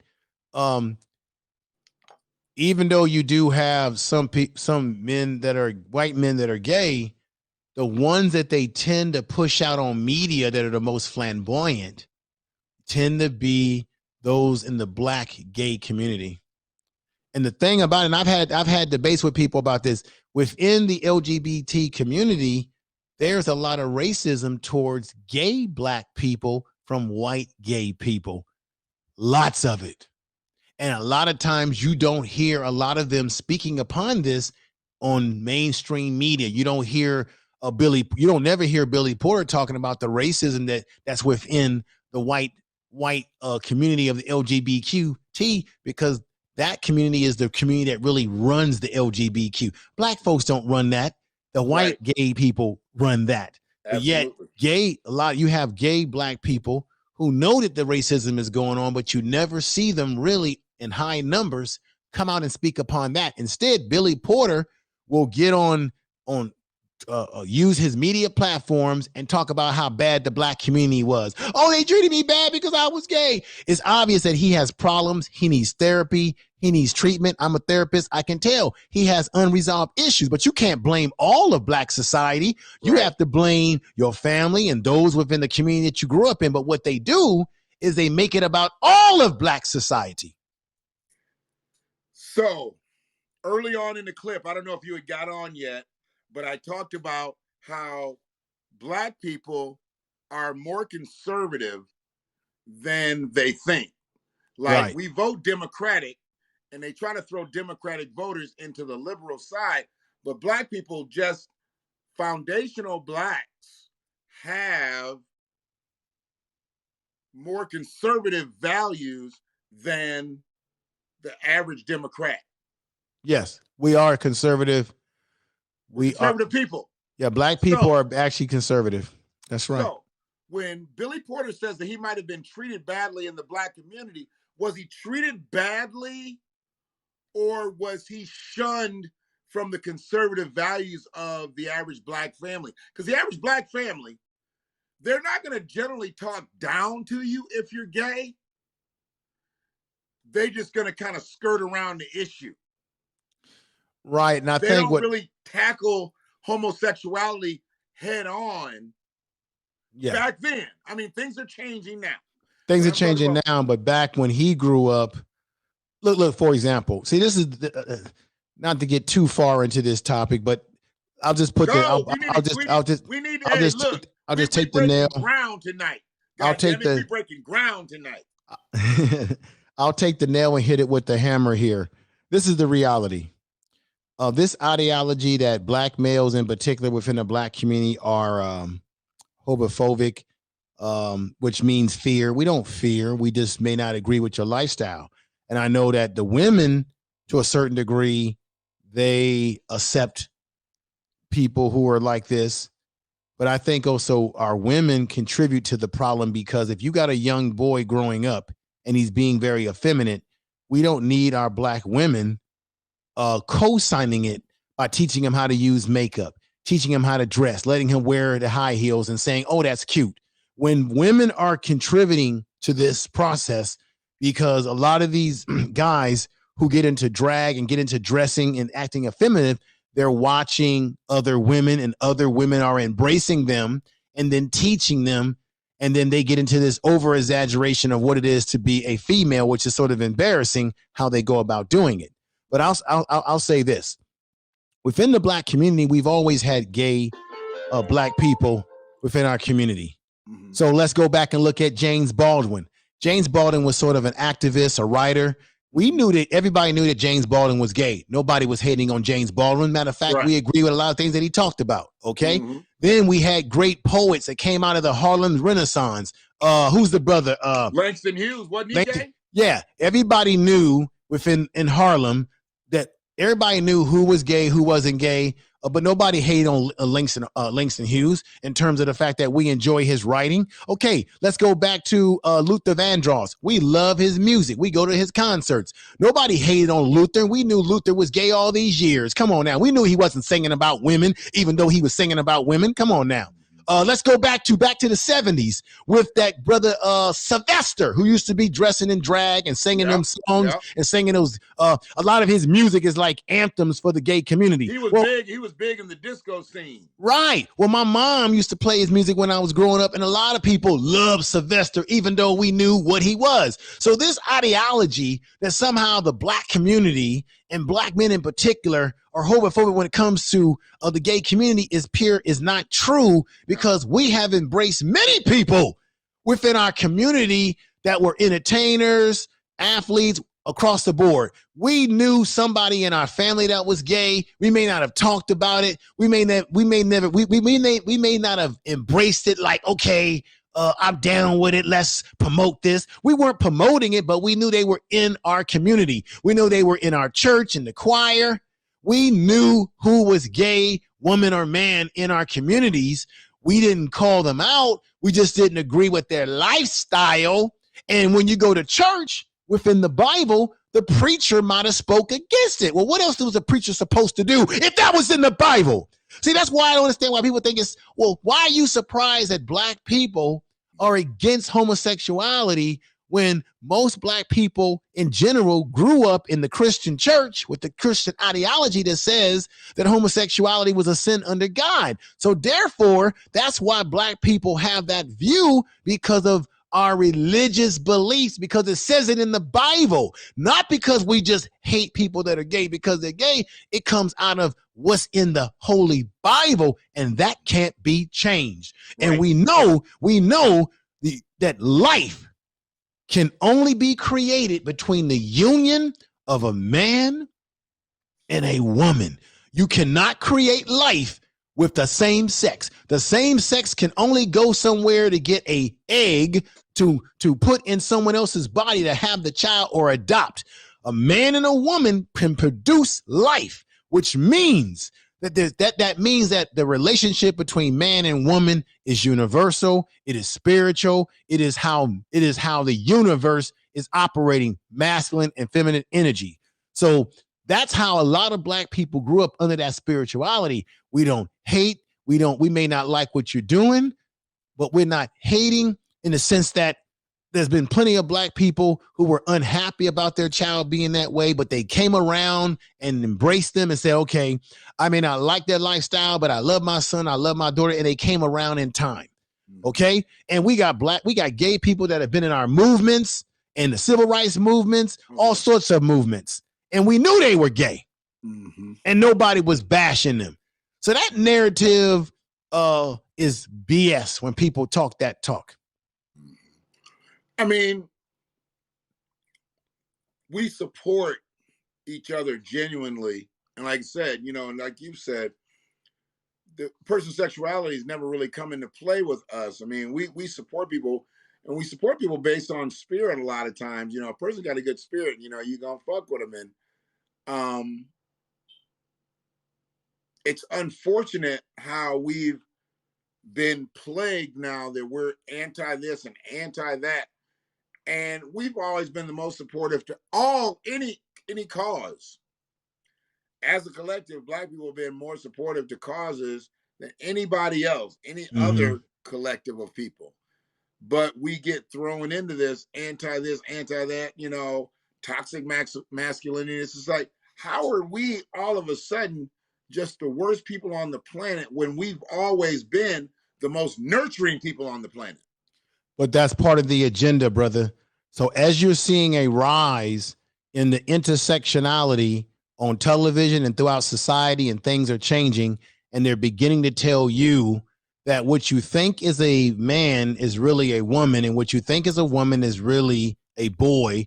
And as people are experimenting and changing their sex and their biological sex, and then you have men. It used to be back in the day that a transsexual was someone who actually has changed himself downstairs.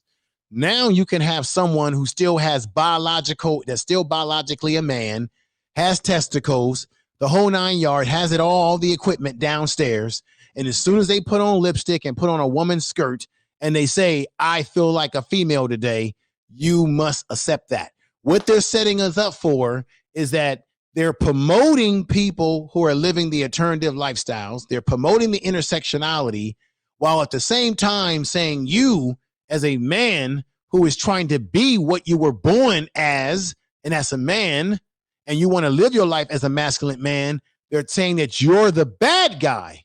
You're the bad guy. You're the evil guy. You're toxic masculinity, while propping up the men who are soft-spoken, feminine in their behavior. And those guys, those type of men are being celebrated because that was the whole goal. Neely Fuller Jr. talked about this kind of stuff. Many scholars, how they were going to change the sex roles around and make masculine men, since black men are actually, believe it or not, we are actually the most masculine.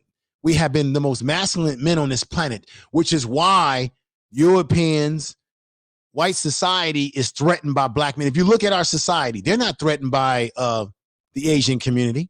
They're not threatened by other groups. They're threatened by black men because we represent real, genuine masculinity when we're in our natural state of masculinity.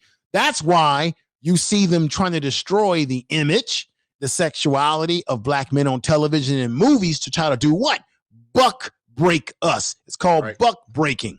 You buck break. You don't see them buck breaking any other groups because our masculinity has always been a threat to our white counterparts, which is, I'll leave you with this point, which is why when they would lynch black men in the South, what was one of the things that white men would always do? When they would lynch us, they would cut off our they what? Would castrate them.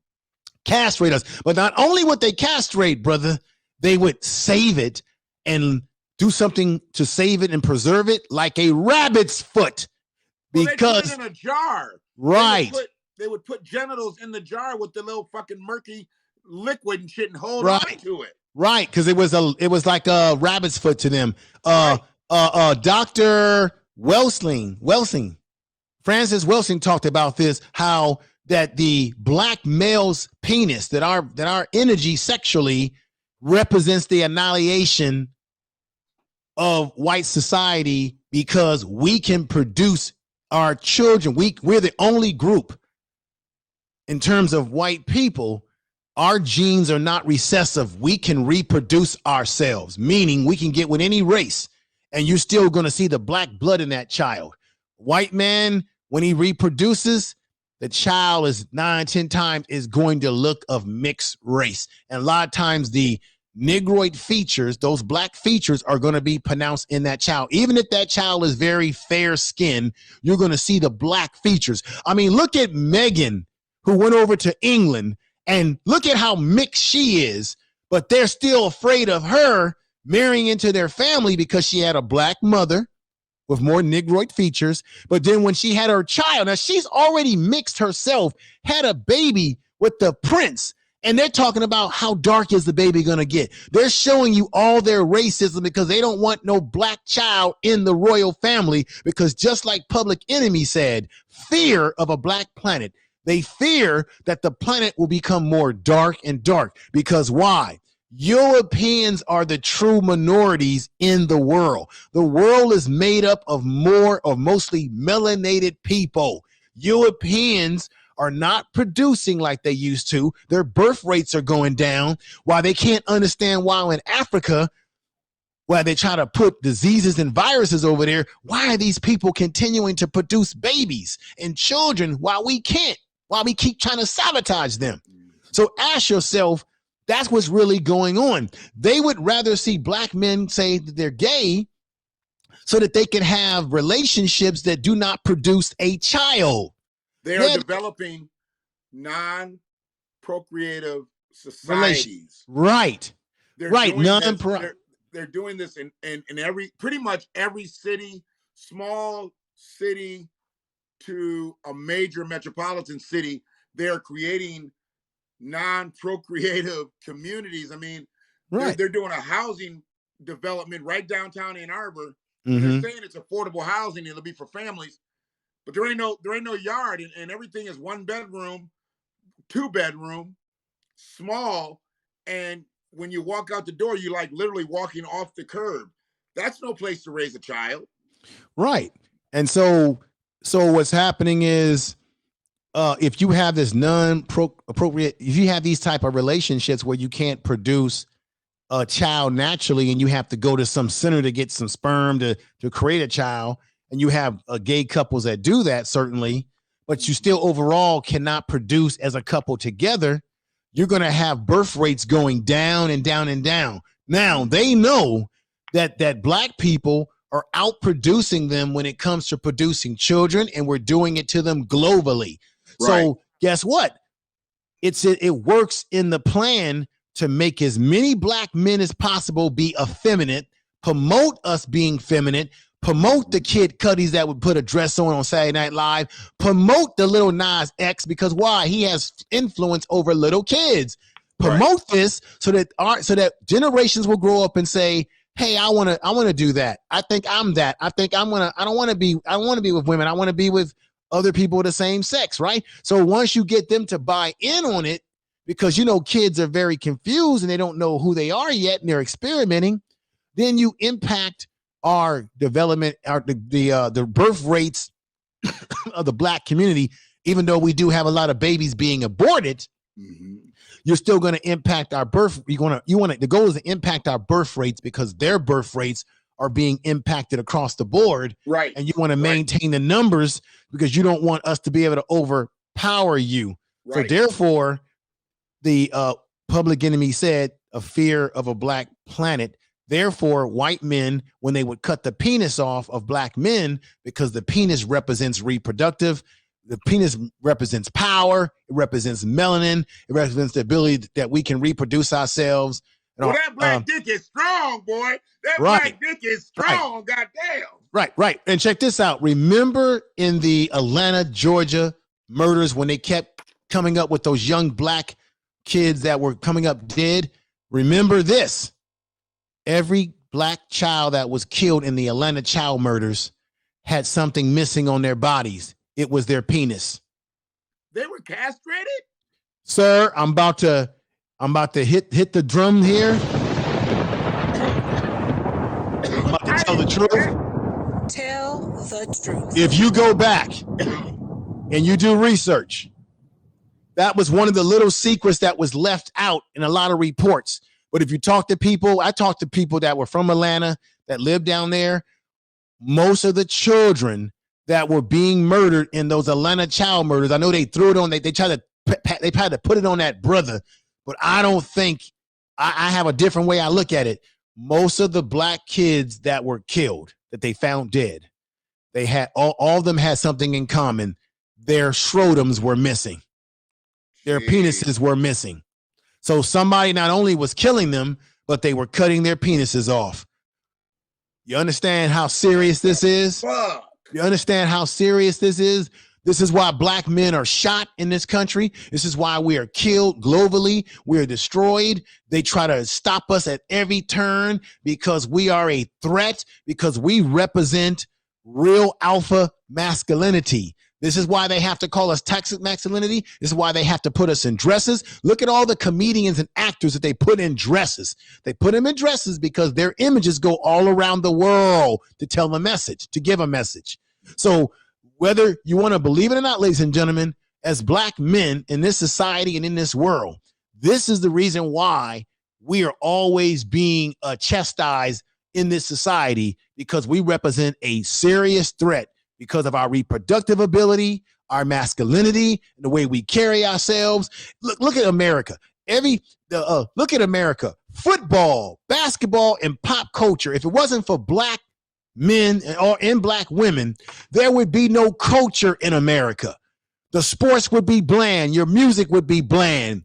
Even your food would be bland. We brought you rice. We brought you all the original dishes that you eat that came from the continent.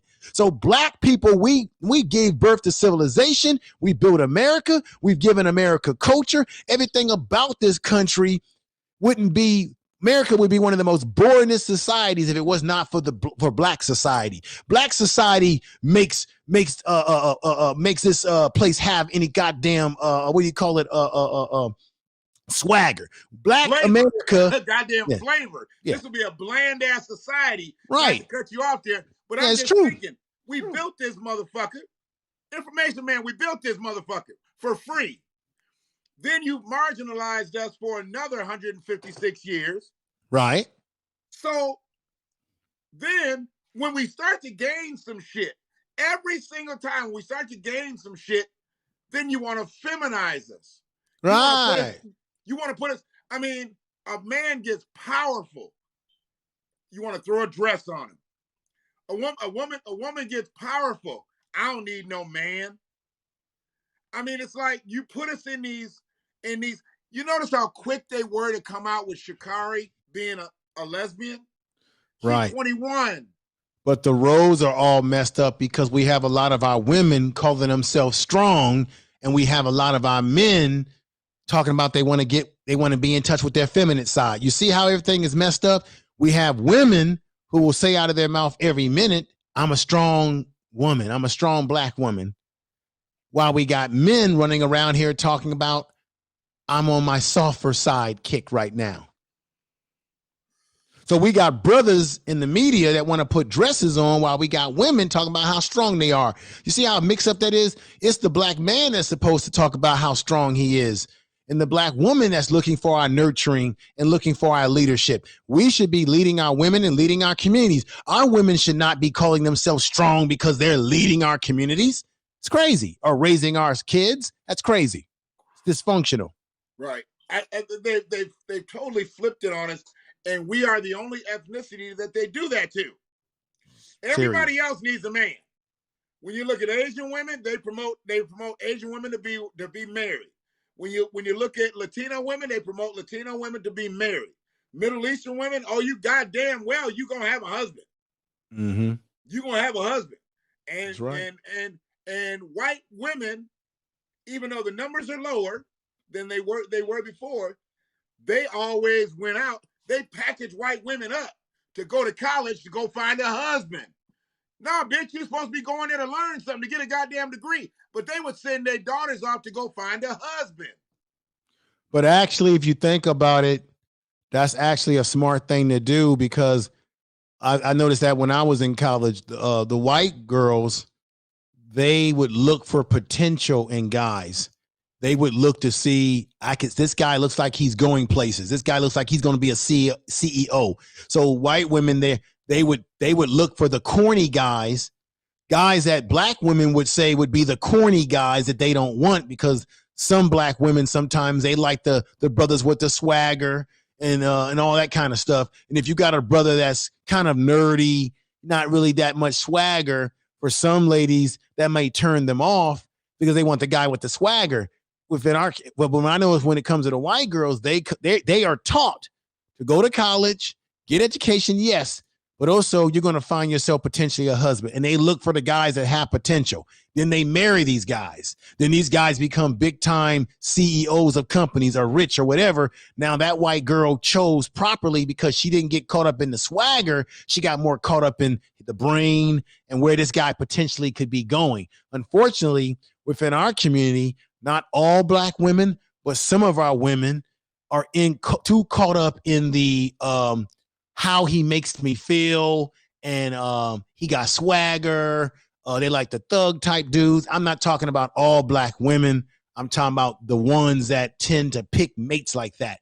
Then they get with these guys. These guys end up beating them up or treating them poorly or getting them pregnant. And because he never wanted to be a father anyway, he runs out on them. Now she's a single mother.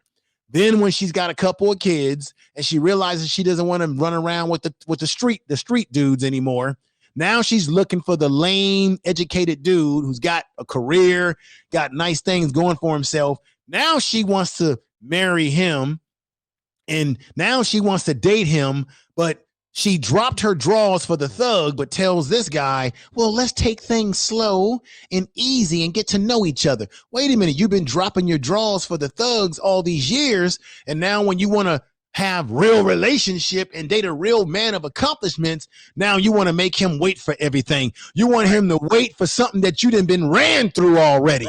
Right. It's so crazy. It's like, and people, God damn it. We could have been doing. I'm afraid that we're giving away next week's show already. Okay, well, let's go another direction. No. You keep talking, but I'm just saying all the things that we're talking about, brother. It's like I'm thinking, like, damn, we got more fire. Gave the goddamn show away. We got more fire, so don't even worry about that. We didn't shot all the bullets out of the gun. No, sir. We'll definitely have more. But the crazy thing about this is we see the bullshit and we know it's bullshit. But what happens is because we were deprived, so I ain't gonna try to go deep here, but I know we are approaching 2.5 hours, and I didn't mean to keep nobody here this long, but I appreciate everybody. We done had over 100 people dip in. This is great. I mean, it's shit. And where I'm at, I'm 2:08, so it's late here, and we still, and you West Coast, so it's about 11 o'clock here. I'm supposed to be watching a movie right now, brother. Oh man, okay. So no. I want to hear what you got to say, brother. So we get caught up in the lights. Mm-hmm. We get caught up in the glitz of it. We've talked about swag. We talked about So the bomb is we were kept in the dark for 246 years. Kept in the dark. So when they gave us some light, we're talking 1865 when they gave us some light legally. Some people have been freed. I'm not going to go through all this person was free, this person. Nationally, when we got free, December 6th, 1865, because it wasn't Juneteenth, it was December 6th. Yes, sir. The last of the states, Delaware, which is the home state to our president of the United States. That's another video too. But anyway, so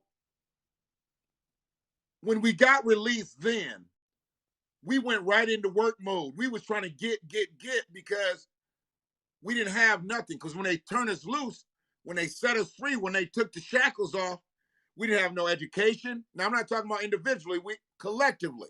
We didn't have no education. We didn't have no land. We didn't have no houses. Right. We didn't have no businesses. We didn't have nothing. We had to build from the ground up. And within 20 years, we had our own schools. Right. By 1885, we was doing our own thing. Then by your early 1900s into 1920, we had communities all across the country that were thriving, Black communities, fruitful Black communities, because we was in work mode. Follow me. We had been held down in darkness all that time. When we first saw the light of day, one thing Black people knew how to do was what? Produce. That's right. Because we were the only producers in the country. And we had no choice. Black people were the only skilled tradesmen in the country. There didn't need to be another skilled tradesman because we did all the fucking work for free. What do I need to learn how to do something for if you're doing it for me for free? So nobody learned how to do shit. At one point, we were the only skilled tradesmen in this country. So we get off into the early 1900s. Of course, all the brutalization started and this, that, and the other. And they started running us out, burning us out, killing us out. And before long, running freeways through every motherfucking fruitful Black community in this country to where it turned our communities just into neighborhoods because we didn't have no businesses no more. So it's just a whole bunch of Black people living. Now, they turned the lights on when they started letting us do some shit. So we started doing some shit in the 50s and the 60s, and I'm just going to go with this. Just the one thing. It's unfortunate I got to go to. We had the civil rights thing going. Because we was asking people to be fair. But fuck that. We had somebody else who came along in 1959 named Berry Gordy, started Hitsville Records. Right. Berry started Hitsville Records and became the #1 record label across the country. Sometimes they're probably in the world, producing talent, young and old. What did they do to Berry? They didn't try to build Berry up and make Berry the most powerful motherfucker out. They started emulating Berry's company. They started compromising Berry's company. They started stealing Berry's artists. Instead of doing fruitful things, we've always had what we rightfully earned, taken away from us. And I wouldn't say that Berry had Motown taken away from him, but Berry bought into the shit. He got Detroit on lock. He running Detroit. Probably really was running Michigan. Motown was it was an international label. But what would make that motherfucker want to just bounce one day and say, I'm going to go to Hollywood and make movies? A white man. Didn't no black man say, Berry, you should move to Hollywood and make movies. Because there wasn't another black man that was that powerful to be able to tell him what to do. Berry was at the top of the food chain. And the other people that was at the top of the food chain didn't look like Berry. So Berry followed the influence of the white man. Now, I'm not saying Berry was a blackity black, because Berry told people the motherfucker who got our records on the radio stations was an Italian. And because he looked like a motherfucking mobster, that just got him indoors just like that. But he was the most soft-spoken type motherfucker. But Berry knew how to put people in a certain play, but they worked for Berry. When Berry went out to Hollywood, Berry wasn't bigger than Hollywood. He had Motown Records, but he wasn't bigger than Hollywood, and he saw. Facts. He saw, because now you ain't gonna just make every kind of movie. You're gonna make black movies. That's the movies you're gonna make, because you're a black record company. Now you're gonna be a black movie company. You wasn't gonna come in and make regular movies. You was gonna make black movies. And he really kind of started that during the blaxploitation shit, but he didn't want to make those kind of movies. He did make your Lady Sing the Blues and Bingo Long and the Traveling All-Stars and Mahogany. You know, he made some movies that were classier. But did he last? Berry didn't make movies off into the 80s. I think they were pretty much done in the 70s. Facts. And Motown Records was pretty much done by the early 90s. It was being run by somebody else. It wasn't being run by Berry no more. It was Motown and what's the other label? Because New Edition was on that label, and then they got brought over. Oh, MCA.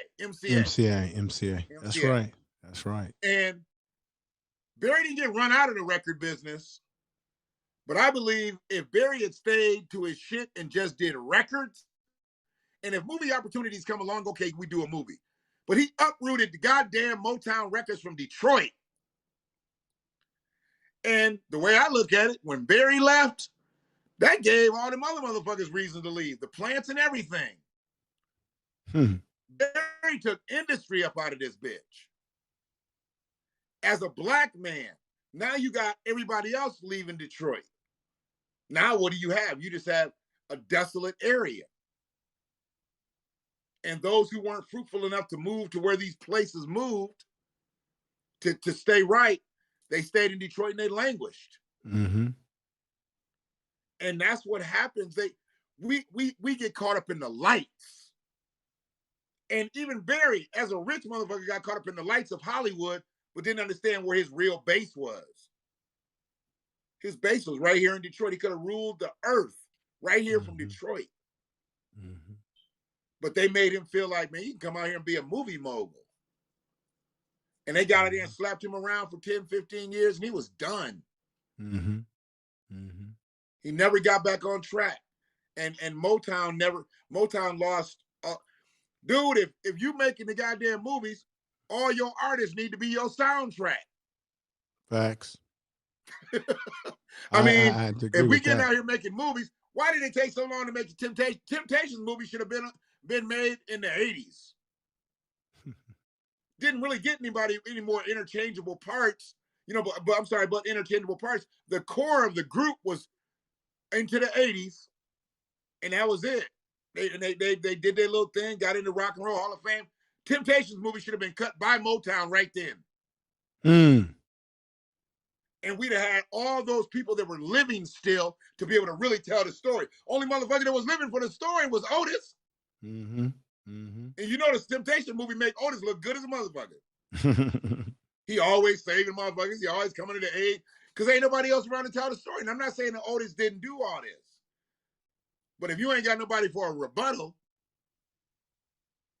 then, my word stands. My word is bond. Right. But yeah, man, I look at, we get caught in the headlights. We get caught up in the marquee. We get caught, and we don't really have it yet. We don't really have we have, what does Dr. Claus say? Performance-based earners. Right. We're performance-based earners. We need to be earners when we sleep, not just when we on stage. We got to be able to make money when we sleep. That's generational wealth. Facts. When you make money when you sleeping. When you only make money when your feet moving, well, what's going to happen when you die? They ain't going to say, hey, Junior, come over here and get in your dad's spot. Keep your feet moving so you can keep your money coming. When you die, that job dies. Right. That opportunity dies. Your family Legacy. Now, they're going to get a survivor benefit and they done. Right. That's how it usually works. You're absolutely right, my brother. Man. Let me just say this because I'm gonna have to drop off. Me too. Shit, we've been on here 2.5 hours. Goddamn. Yeah. Well, so sometimes it works that way. But so this is what I'll do. I'll be in contact with you. I'll be setting the show up for next Sunday. Most definitely. Coming up with a good title and all that good stuff. And we'll just try to not try, but we will just examine a lot of things that are happening in society. These motherfuckers done set my alarm off with the goddamn fireworks. Hold on. Oh, I'm sorry to hear that, brother. Is everything okay? Yeah, they just lit something off, and you know what? I got motion detector on my shit. I hear you. And but God damn, I hope everything it's good. Well, they probably shot it off, and because it's so loud, like you can drive by my shit with a loud ass stereo. Oh, okay. My shit'll set off. Oh, but that's a good system then because it's sensitive. Yeah. That's what you want. Yeah. But, it's just so funny. I'm not used to it because this is a newer space that I'm in, so I'm not used to the surroundings. So I'm used to just being somewhere where nobody really knew where the fuck I am. I'm kind of more in a public area. And so I got civilization around me and shit. So I'm not used to that. But that, hey, let them do their thing. Fireworks. As long as they ain't out here hurting nobody with that shit. Right. And Brother Antoine, man, I really want to get into Detroit and the criminal history and when it came in after Motown. Because I don't believe that all of that would have came through Detroit had Motown Records and the plants and all that stayed. I want to talk about that one day because Motown Mafia, YBI, Pony Down, Best Friends, Chamber Brothers, there's, you had Maserati Rick and all them other cats. Dude, there's a history there. And that history really spreads across shit all the way out to the west. I mean, did Pimpin' originate in Oakland? There's some that are saying there's Fillmore Slim, right? Who was running things because I grew up in the Fillmore area. Okay, there's Fillmore Slim, who's pretty much legendary, and there's been documentaries that you can look up about that. But I think a lot of the pimping was jumping off in the Oakland, the Bay Area. Let's just say the Bay Area, and there's probably folks had no. I know a cat on YouTube that goes by the name of Sinful to P. Okay. And I can holler at him and he can lay all the history down because he lived the lifestyle. Word. And he knows some of the biggest players that were in the game. Well, that taught him the game. So I think we got content for the next couple weeks. But let's do this, man. I'll be in contact with you. Yes, and sir. we'll go live next Sunday around sir. that time, and I'll try to hit you up through email. And I got to dig up. Send me another message on IG, because the message that you sent me before, you gave me your number, and I'm trying to look through it through the IG, and I'm like, where? If you send me another message, but if you send me just a regular message, the original message that you sent me, it's gonna pop up, and I'll be able to find the contact information. That's all I need you to do, and then I'll find you on there just like that. And then I'll be in contact with you leading up to Sunday's show. Okay. And then we'll make it do what it do, and we'll get into a variety. I got a lot of what I'm gonna do, the way I run things over there, because you'll be the guest. It'll be like an interview, so I'll have questions, various things that I want to ask you to get your opinion on. I want you to promote your program, promote what you're doing, things that you're engaged in, and stuff like that, my brother. So have a good night. I'm gonna try to. I don't have work. I'm gonna relax the rest of the night. Maybe watch a little movie before I crash out. But you take care, brother. And thank you for letting me come upstairs. And appreciate the love and the opportunity. So we'll definitely talk well before Sunday. So yeah. Oh yeah, brother. And wait a minute. I hear that you said, I heard earlier when I caught you on here tonight, you putting together a little studio there. Yeah, I've literally, because I'm in a space now where it's gonna have a dedicated studio. Oh wow, that's nice. Yeah. I mean, I've got equipment and stuff ready to set up, but I got to get the main space set first. You know, I got to get the main what pays for the studio. Right, that makes sense. I got to get that taken care of, because the studio isn't self-sufficient yet, and I do a little something on the side of that. Well, that's the main thing. And this is just me. This is really just me. I mean, I'm a broadcaster, and we're gonna get into that too. I mean, I got over 30 years in this broadcast game. Oh, okay, definitely. Then I need to. Yeah, I want to pick your brain about all their experiences. Yeah. Because what I try to do on the program is that I want to educate people. I'm hoping that the things that you talk about, people will get something from that they can add to their repertoire, especially when you talk about broadcasting. And what we got going on now is people are live streaming. People are really getting their voices out there with social media. And I'll be honest with you, it's already been proven. The numbers are out there. The data's out there. What's happening is that, did you know that CNN, I don't think this happened, they're struggling to get 1 million people to watch them because everybody is on social media. That regular mainstream media is becoming very irrelevant. Yes. People are looking for other alternative areas to get information. They're sick of mainstream news, and they're struggling in prime time to get 1 million people watching. They said Don Lemon's shows, he had a show that was like 339,000 viewers. Right. He doesn't, at 10 o'clock, he can't get 1 million people to watch him no more. He can't, because what's happening, brother, is that you have, this is what's happening. I'm gonna be honest with you. What's happening is that you have people on YouTube, you got Twitch, you got all these social platforms, you got apps. People are tuning television out, and they're looking at YouTube and other streaming platforms, and they're following people who they believe are giving them more factual and more down-to-earth information, folks like yourself, myself, and others who even have bigger platforms. Thank you. And that's where they're getting their information. And they don't want to listen to Don Lemon bump his gums or Cuomo or any of these clowns bump their mouth, because mainstream media is, how can I say, it's just not with the times anymore. Yeah. Young people within the millennial generation, I've looked at the numbers on this. Young people, majority of them are tuned into their Twitch and their YouTube. Young people in the younger generation are deeply into streaming and all this sort of social media stuff. They don't give a damn about regular news television. That's why they can't hardly break 1 million people watching. Right. I looked at this as people are finally starting to figure out that these news channels are just political driven stations. Right. But look at it like this. We've been on here for 2 hours. For 2 hours, and then the people that will watch this on the repeat. Right. For 2 hours, we've had so far 142 eyeballs overall that we're watching. And it'll probably go up after this whole thing stops. Right.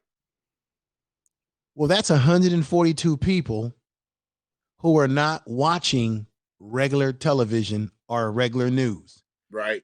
So this is the thing we cannot afford to do to each other. We cannot do to ourselves. Right. No matter whether you're starting off at a small stage in the game and you're building your viewership up little by little, or you got more, or you got a lot.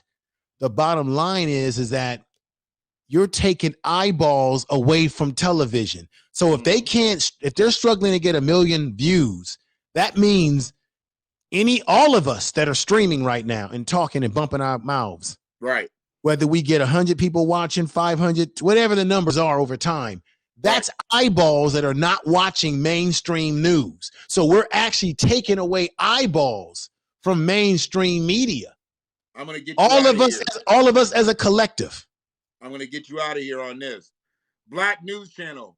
We know that's Mark Lamont Hill and Rashad Ritchie and all them, right? Yes.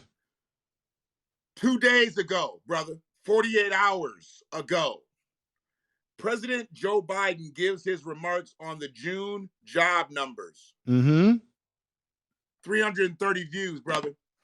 You have a great night. You have a great night. That's on YouTube. That's on YouTube. We already have 130. You said 142, so you got some slid on your side. 142 views. We are almost halfway to what the president is on the Black News Channel 2 days ago. And I guarantee you, when we end this stream, because it's on your channel and my channel, and I've moved I connected some of my social media to this, that number is going to jump up. Now, another thing I didn't do tonight, because I want to wait till I get you directly on my YouTube channel. I didn't even connect my main YouTube channel tonight, which if I had did that, there would have been a whole bunch of people popping through here and the numbers would have went even more skyrocket up. I haven't even done that. So what I'm saying to you is that me, you, and many brothers and sisters that are involved in social media and report on what's going on and express ourselves, we're taking eyeballs collectively away from mainstream media. Boy, hopefully you're safe, nurse. She said the cops were out front. Hopefully she's safe. What's going on? Is it because of the fireworks? That's ER nurse Blondie said she had to go because the cops were out front. I wish she could tell us what's going on. Right. But in a nutshell, not to belabor the point. Oh yeah. You get what I'm saying. Brother, I'm looking for brothers to build with, because I know we can't do it individually, and doing it collectively is the only way that it's going to work. And it's going to get dangerous, because when you put everybody together, they know that's a problem for people. When we actually are working together, that's a problem. When we're disengaged and we're all fighting and bickering and infighting, that's when they love us. Right. But when we're unified, it's like, oh shit, what the fuck? And I'm like, how come you don't salute us when we salute y'all motherfuckers when y'all get together? When we get together, it's got to be, oh shit. Right. How come it can't be, two white dudes at work talking and shit? Don't nobody say shit. Two black dudes, here comes somebody. What you guys talking about? Motherfucker. Right. He needed to borrow $20 for lunch. You want to be a part of this? Facts. I mean, it's like some silly shit. They would never allow black people to be on the street corner singing. But they didn't say nothing about motherfuckers running through people's neighborhoods, throwing Molotov cocktails through their goddamn windows. Right. What about those congregators? Riding on the back of a fucking pickup truck and shit with hoods on and shit. Burning crosses in people's lawns. We got a problem here with some congregation. That's right. But 5 black kids on the street corner singing doo-wop, you want to see IDs. It's crazy. Brother, I done kept you way too long. It's okay. You. Hey, we got real Aaron Collins in there in the chat room, and I know real that brother, man. He's a real brother, and he supports my channel. He's been supporting me for a number of years now. I want to say peace to him. He said he's just subbed to. Yeah, make sure you sub to his YouTube channel as well, and follow him on all his social media. Appreciate And, it. and Aaron, when we go live next Sunday, brother, definitely, Aaron, come on over and be a part of that program. We should have. I think we're going to have a nice. I think we're going to have a nice number of people going to come in and watch us live Absolutely. on the YouTube channel on Sunday, and I'll be promoting it heavily. And everything like that as well. So, brother, let me get out of here. I'm going to exit out of here and relax. You have a good night, and go out there and check what's going on. Check your alarms, and I know people popping them damn things. Good. I'm gonna pack up because I really just came up here from a brownie pan, but then I was like, you know what? If I don't do this Sunday service, I'm breaking my commitment to the 12, 13 motherfuckers that's gonna watch my shit. So let me go ahead and do my thing and do the Sunday service. No offering tonight, really no offering tonight because it's so late. I know y'all done went to Ram's Horn and Golden Corral and, you know, ate good on this 4th of July. I don't really want to hear about nobody celebrating 4th of July, but y'all barbecue, we understand. We understand. But yeah, brother, man, it's always a pleasure and shit. And I'll be on your stuff this week and just tap in when you can get in. I don't expect you to always come on, but it's always love, man. It's always love. Yeah, I appreciate you. Let me ask you a question because Yes, I always believe in, I have a reputation for that on YouTube. I try to help other Black YouTubers out, people that are on these social media. How long have you been on YouTube? So I've had an actual YouTube channel since 17. I didn't start, and I'll send you one of my older videos. Right. But as far as making content though, as far as actually making content, because I've been on YouTube for a long time. Several months on YouTube. Yeah, because I've been on YouTube since the very beginning, but I didn't start making content until many years after. So I got on and I subscribed to a lot of this shit. I did a channel because I had playlists and stuff. So I wanted to make it that way. I wasn't really putting content on there. But yeah, no, just November, I think, was when I started. Well, it was the Black Watch when you first met me. But I had to get rid of the Black Watch name because people felt some kind of way and said I stole some shit. I got it from X-Clan, but I claiming rights to it. So I'm going to let them brothers go ahead and do that, what they're going to do with the Black Watch, because can't nobody take Freedman Media away from me. So, it's all good. I appreciate you. Because what I want to do, I know that you stream through Haps into it because it can hit all of your social media. I tend, because I've been YouTubing a lot longer than Haps has even been in existence. Right. I don't tend to YouTube from Haps into YouTube because I've built up an audience. So I tend to keep, what I do is I kind of keep my content I do over there. I split I do different style of content on Haps, directly on Haps. And then I do a different style of content on my YouTube channel.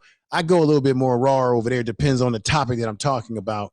But reason why I'm bringing this up is because I'm looking at your channel, and there's a secret to how YouTube works in terms of keyword search, which makes your channel discoverable for people. So a lot of people have to realize that when you make titles on YouTube, YouTube is the second largest search engine next to Google that owns it. So when people search for content and you want your content to be discoverable through YouTube, you want to remember to make titles for topics that are discoverable, that people can find. And then there's tagging. Then there's a system that I use called TubeBuddy, which helps generate tags and let you know where your video can rank. And I'm not going to belabor the point about that. I can Brother, I want to get with you on all that. Like I said, I'll hip you to a lot of that stuff a little bit later on. That's love. I can give you a few tips. I can give you some tips. That's love. That could transform your YouTube channel, and you may see more growth because you'll be more discoverable for people to find your channel. And then there's a certain thing that YouTube does when YouTube really likes you to put a description in the video. And when you put a description of what you're talking about or a description about a subject in the video, then you want to take your title and drop that title in your description, and you want to put tags in the video. And what that does is it ranks your video, and the metadata will push your video into the algorithms of YouTube. And so when people are looking for channels that do talk about certain things, and there's other channels that they like to look at that talk about things similar to you, your channel will pop up every now and then, Right. and people will discover you, and you will find yourself gaining more and more subscribers. Then, my brother, I'm going to hip you to a couple of Black content sites where you can drop your videos to get traction from platforms that are only where Black people congregate that love to watch your content. So when you do a video, and another thing you got to do too, not to tell you what to do, but this helps, brother, because when you keep talking. I thought I was getting you when you here. Now when you make a video and listening to your ass. Go ahead. When you make a video, the algorithms will also reward you for a nice thumbnail. So people that make videos but don't put a thumbnail on it, that's you're doing yourself a disservice. You want a nice thumbnail because thumbnails attract people. And sometimes when you don't have thumbnails, it makes people think that you're not serious about your channel. So people like thumbnails. Now you got a nice on your channel, you got a nice like you got a nice channel art and all that's good stuff. But start figuring out your thumbnails. And I can tell you it's very easy. If you got a Droid phone or iPhone, you can simply download apps on your phone that will for making YouTube thumbnails, right? Really? And so, yeah. So then what you do, this is what I do. I tell you what I do. So I have an app on my phone that helps me make thumbnails for YouTube. So what I do, if I got a topic for example, like for example, I did a video this weekend. I interviewed a brother this weekend. You might have saw that video. And I had a theme to that video. I had a Black man with his family on that video. Well, all I simply did with what happened to the Black family video. Yeah. All I simply did with my phone is simply Googled pictures of Black families. Then I saved that picture. I downloaded that picture, took my smartphone and pressed it with my thumb to download the picture to my phone. Right. Then I took that picture, I cropped it a little bit. Then I took a Black background, which I created with my thumbnail app on my phone. Put the image against the Black thumbnail. Then I used a app called what is this damn thing? It's called I'm gonna tell you right now. Give me 1 minute. Let me see. It's called damn it. Brother Antoine. It's called Snapseed. I use Snapseed to put my lettering on my thumbnail. So all I did was take this app, put the image against the black background. Then I used the Snapseed to forward the image to my Snapseed, and then put some lettering on it. Mm-hmm. Then I the Snapseed will allow me to change the color, change the tint, and then voila, I got a thumbnail. Then because I do a lot of my YouTube videos on my desktop, I simply sent that thumbnail from my phone to my email. Mm-hmm. Then I downloaded it to my picture file on my computer. And then when I go live on whatever I'm using, I just upload that thumbnail. You can make, and now it's on my channel. Boom. And I play around. I love it. I take a lot of pride in creating my thumbnails. I enjoy it. It's therapy. Creating these different issues. Part of it too is crazy because this just comes natural to us. Mm-hmm. But where we're really creative is when we can get in there and start doing like a little bit of the artwork, and I start doing photo stuff, because that's different to me. That's not what I was really interested in before. But now, just like I wanted to learn how to do like these memes, like, I mean, my ideas, and if I could learn how to make GIFs, dude, I have ideas because I'm that old school movie person, and I can pull certain scenes out of shit. So a lot of times I just end up taking like a picture from that movie and use it. And you can make a nice thumbnail out of that, and you can download apps to your phone that you can use to enhance the way the picture looks, all kind of different things like that. And then what I do when I do my research, I use this thing called TubeBuddy. TubeBuddy has a partnership with YouTube. I pay about $6, $7 a month for just the basic level of it, and it gives me everything I need of TubeBuddy. What TubeBuddy does is it attaches itself to your YouTube channel. Now all you got to do is go into your search engine or go into put a keyword search into your TubeBuddy, and it will tell you whatever your title is for a particular topic. It will automatically give you a score. It will show you if it's very good, it's very bad, it's very poor. That indicates that people won't find your video because the topic term isn't strong enough. So I go on there, I put different topics on there, and then next thing I know, the higher the score goes up. If it goes into 60 and 70, it's like, Eureka, I hit gold. Then I say, I'm using that title.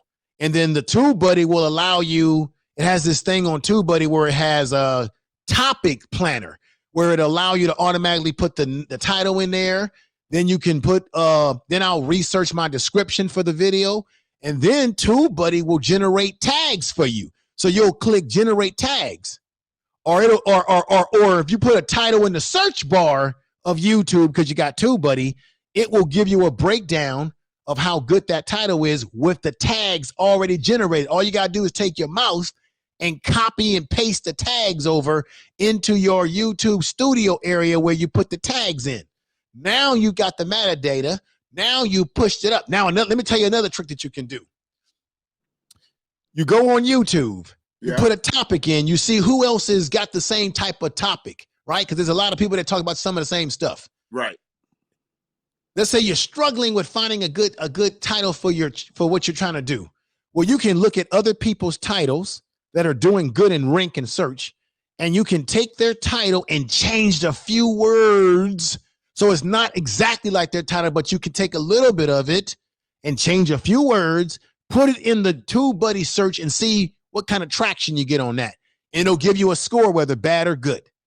So then I'll put that in there, and then that like will boost the video. And then the more research you do into putting the video together when you prepare your shows, it's going to help it's going to help the video to rank. And if it ranks, I need to download TubeBuddy is what I need to do. Right. If your video ranks, you might make a video that goes viral where you get tons of views on that video. And out of that, you might get people that will subscribe to your channel. I kid you not. On my second channel, my podcast channel, I go live over there now Monday, Tuesday. I'm off Wednesday, and then I go live again Thursday, Friday in the evening or nighttime. Before I wasn't doing that. On that channel, I was mainly uploading videos. My growth was slow when I did that. I got some views, but it was slow, and the subscribers were slow. The minute I started live streaming, because YouTube favors live streaming, the minute I start going every night with the consistency, all of a sudden, I'm getting more subscribers. I looked at it today. I'm like, boom. I said, oh, the reason why I'm getting more subscribers because people like live streaming content. Exactly, brother. People like live streaming content. People like you going live consistently. They like a consistent schedule. They like knowing that you go live on these days, and now you build a loyal audience, and they start to tell other people. Next thing you know, your channel is growing, and people are subscribing. And then you do collaborations with people that you know and trust on YouTube, right? Who you go over to their channels, they shout you out. So when you come over to my channel and I interview you on Sunday, I'm going to be very demonstrative with putting your link in the chat room and getting people in my audience to subscribe to your channel, which is another way that you build your channel up. And then I always say this, everybody watching, please share the video in all your social media and show it and sit and share it in your community tab if you're a content creator, right? So you get a community, you get a community tab when you reach a certain number of views. You'll know what a community tab is at some point in time. Right. If your community tab, you can drop a video in there. Like for example, we got 163 up now. We're talking right now, right? I just went to your YouTube channel and shared this video in my community tab. So people will be able to watch this later, whenever, right? So, and you get that. So next time we talk, when I have more time to talk to you more personally, I'll let you know about those black websites or black content type sites, Right, or right. whatever it is, it's black social sites that you can drop your content that can also get you some traction on your videos. I'll drop those names on you. Appreciate you, man. I mean, I could drop some names on you right now. I'll drop some names on right now. Let's not waste any time here. Let me do this real quick. I'm gonna tell you a couple of sites you should check out right now. Bet it up. So I want you to check out blackpage.com. That's a social site. Blackpage.com. Yes. So when you sign up for it, it's like anything. You got to create a profile. It don't take that long. They don't ask for no money. You create a profile, and when you create a profile, you can drop videos, you can drop stories, you can drop whatever has to do with what you're into. You can promote whatever you want to promote on it. I promote my videos. So that's another site where you can promote content to get traction and subscribership and people discovering who you are. Okay. Now, let me give you another site. This is called Black Share Network. Black Share Network. SHARE.net. Oh, I'm sorry. Black Share Net. Just Black Share Net. Okay. Okay. That's another black social site that you can create a profile. And that's blacksharenet.net. No, it's just Black Share Net. Okay. Put Black Share Net in there. And this is another black social site, almost like a black YouTube, where you can drop videos, drop whatever content you like. Now, Black Share Net has another site owned by the same people. It's the same folks. It's called wait a minute.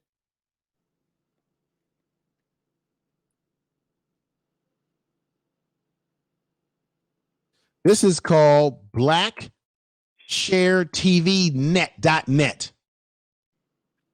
BlackshareTV.net. BlackshareTV.net. And you know what it is? It's like a little black YouTube.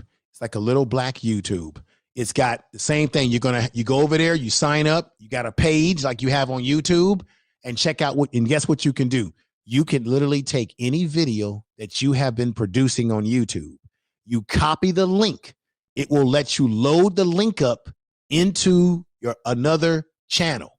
So you can literally take your link from this show that you're doing right now. Right.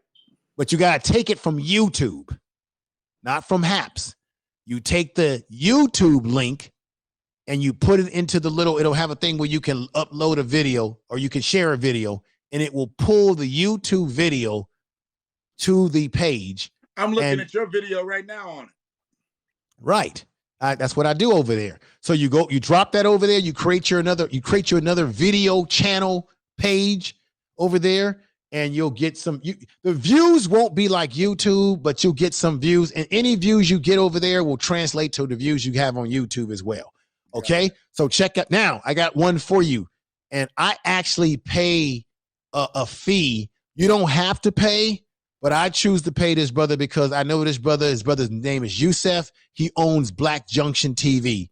Black Junction TV is the same thing. It's an video uploading and video sharing content page where you can do the same thing. Take your links and load it up to Black Junction TV. You can use it for free, or you can pay whatever you want to do. I donate money to the brother because I'm a big supporter of his and trying to keep it going. So that's Black Junction TV. Go over there, create yourself a profile, start loading up your videos. Okay? Now, he also owns his own little black YouTube page. It's called blackjunction.com. Set yourself up a little account over there, just like you do with the video sharing page that he's created. And it's just like Black Share Net. It's like a little black YouTube. You can upload, you can drop videos in their little page over there, and people can discover you over there on blackjunction.com. There's blackjunction.tv. I mean, Black Junction TV and blackjunction.com. So that's one those down. I got another one for you. And the guy that runs this site, he gives me a lot of love when I drop my videos. This one is, let me put this in here. This one is WeGotUs.com. WeGotUs.com. All one word. WeGotups.com. WeGotUs.com. And check this out. This is very important because this is very important for you to know. This particular site you can download on your Droid and iPhone, as well as blackpage.com. You can have both of those on your phone. So if you can't drop them, because some of these you can only do certain things on the desktop with, but WeGotUs.com and blackpage.com, you can download it to your phone and drop and load your video links with your link right on your phone, as well as blackjunction.com and Black Junction TV. There's an app on your phone that you can download for those two as well, if you want it on your phone as well. Okay. Now, let me give you another one. This is what you should download to your phone immediately, because this particular Melanated People is a app that allows you to upload videos. It'll put your YouTube channel connected to it, the whole 9 yards when you sign up for it. It's an app, and it goes like this. Let me show you what you should do here. It's called Melanin People. Melanin People. Mm-hmm. I want you to download that, create a account. And when you create an account, it'll let you put your social media on there, such as your Twitter, your YouTube channel, whatever. And you can go over there and you can drop links to your video. You can drop articles, and you got Black people on there from all over the diaspora of the world. Okay. And they'll watch your stuff and things of that nature. You got a lot of business people on there, Black folks that are selling products, that are doing great business on the site. Okay. And that's melanatedpeople.com. Yes. Now I want to give you another one to drop content. This is an app that you want to download. Okay. It's called the Mighty Network. The Mighty Networks. It's called Mighty Networks. It's a app where you can create like a page of your own to promote to people to drop content. But check this out. The Mighty Net is called Mighty Networks. But when you get on Mighty Networks and you sign up for it, it's going to ask you for what you're looking for.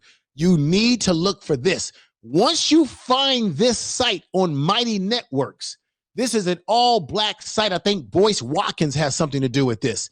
I'm going to spell it out to you so that you know exactly what to look for when you open this up. It's BL, it's all one word, BLAGGENUF.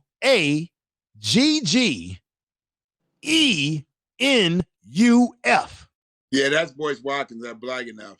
Black Enough. So when you upload or load the app, the Mighty Networks, when you open it up, it's going to ask you to look for whatever you're looking for. You got to put this name in there, and it will pull this up, and then you can create a profile on here. What I like about it is it allows you to drop content with all different subject captures.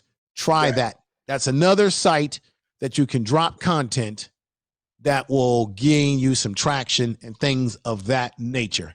That's all I got for you tonight, brother. I can give you some more information, but I'm getting tired now. More than I expected. You have a great night, and we will talk soon. All right, peace. Everybody brother. In the chat room, peace. Peace. Brother Aaron, everybody that's held on, free. Sister Yvonne came in here. I appreciate all y'all. Excuse me. And I never did no 3-hour video on HAP, so I just did. And I guess I'll go back and listen to it, and it, hopefully in its entirety. I think I'm gonna probably fall asleep when I go home, and then I'll wake up and start listening to a little bit of it tomorrow. But y'all were sweet. It was a sweet chat room. Sunday service. Now we into Monday. I appreciate y'all. Be safe out here. Hopefully all the fireworks have stopped in y'all area.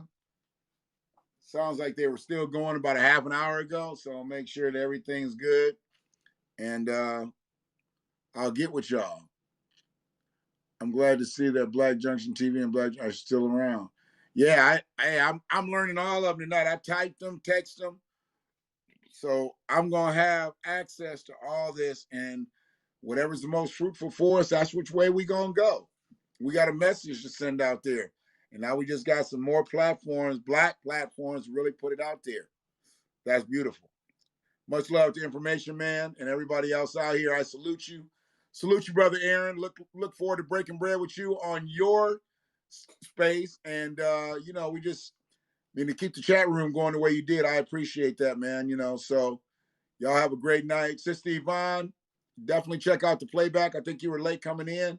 Not really late, but you tipped in the Sunday service like how we do when we come to Sunday service. We put that finger up when we late. But it's all right. Definitely go back and get some of that good information Brother Information Man was giving up. And hopefully I was able to sprinkle something out there tonight too. Y'all be good and one love.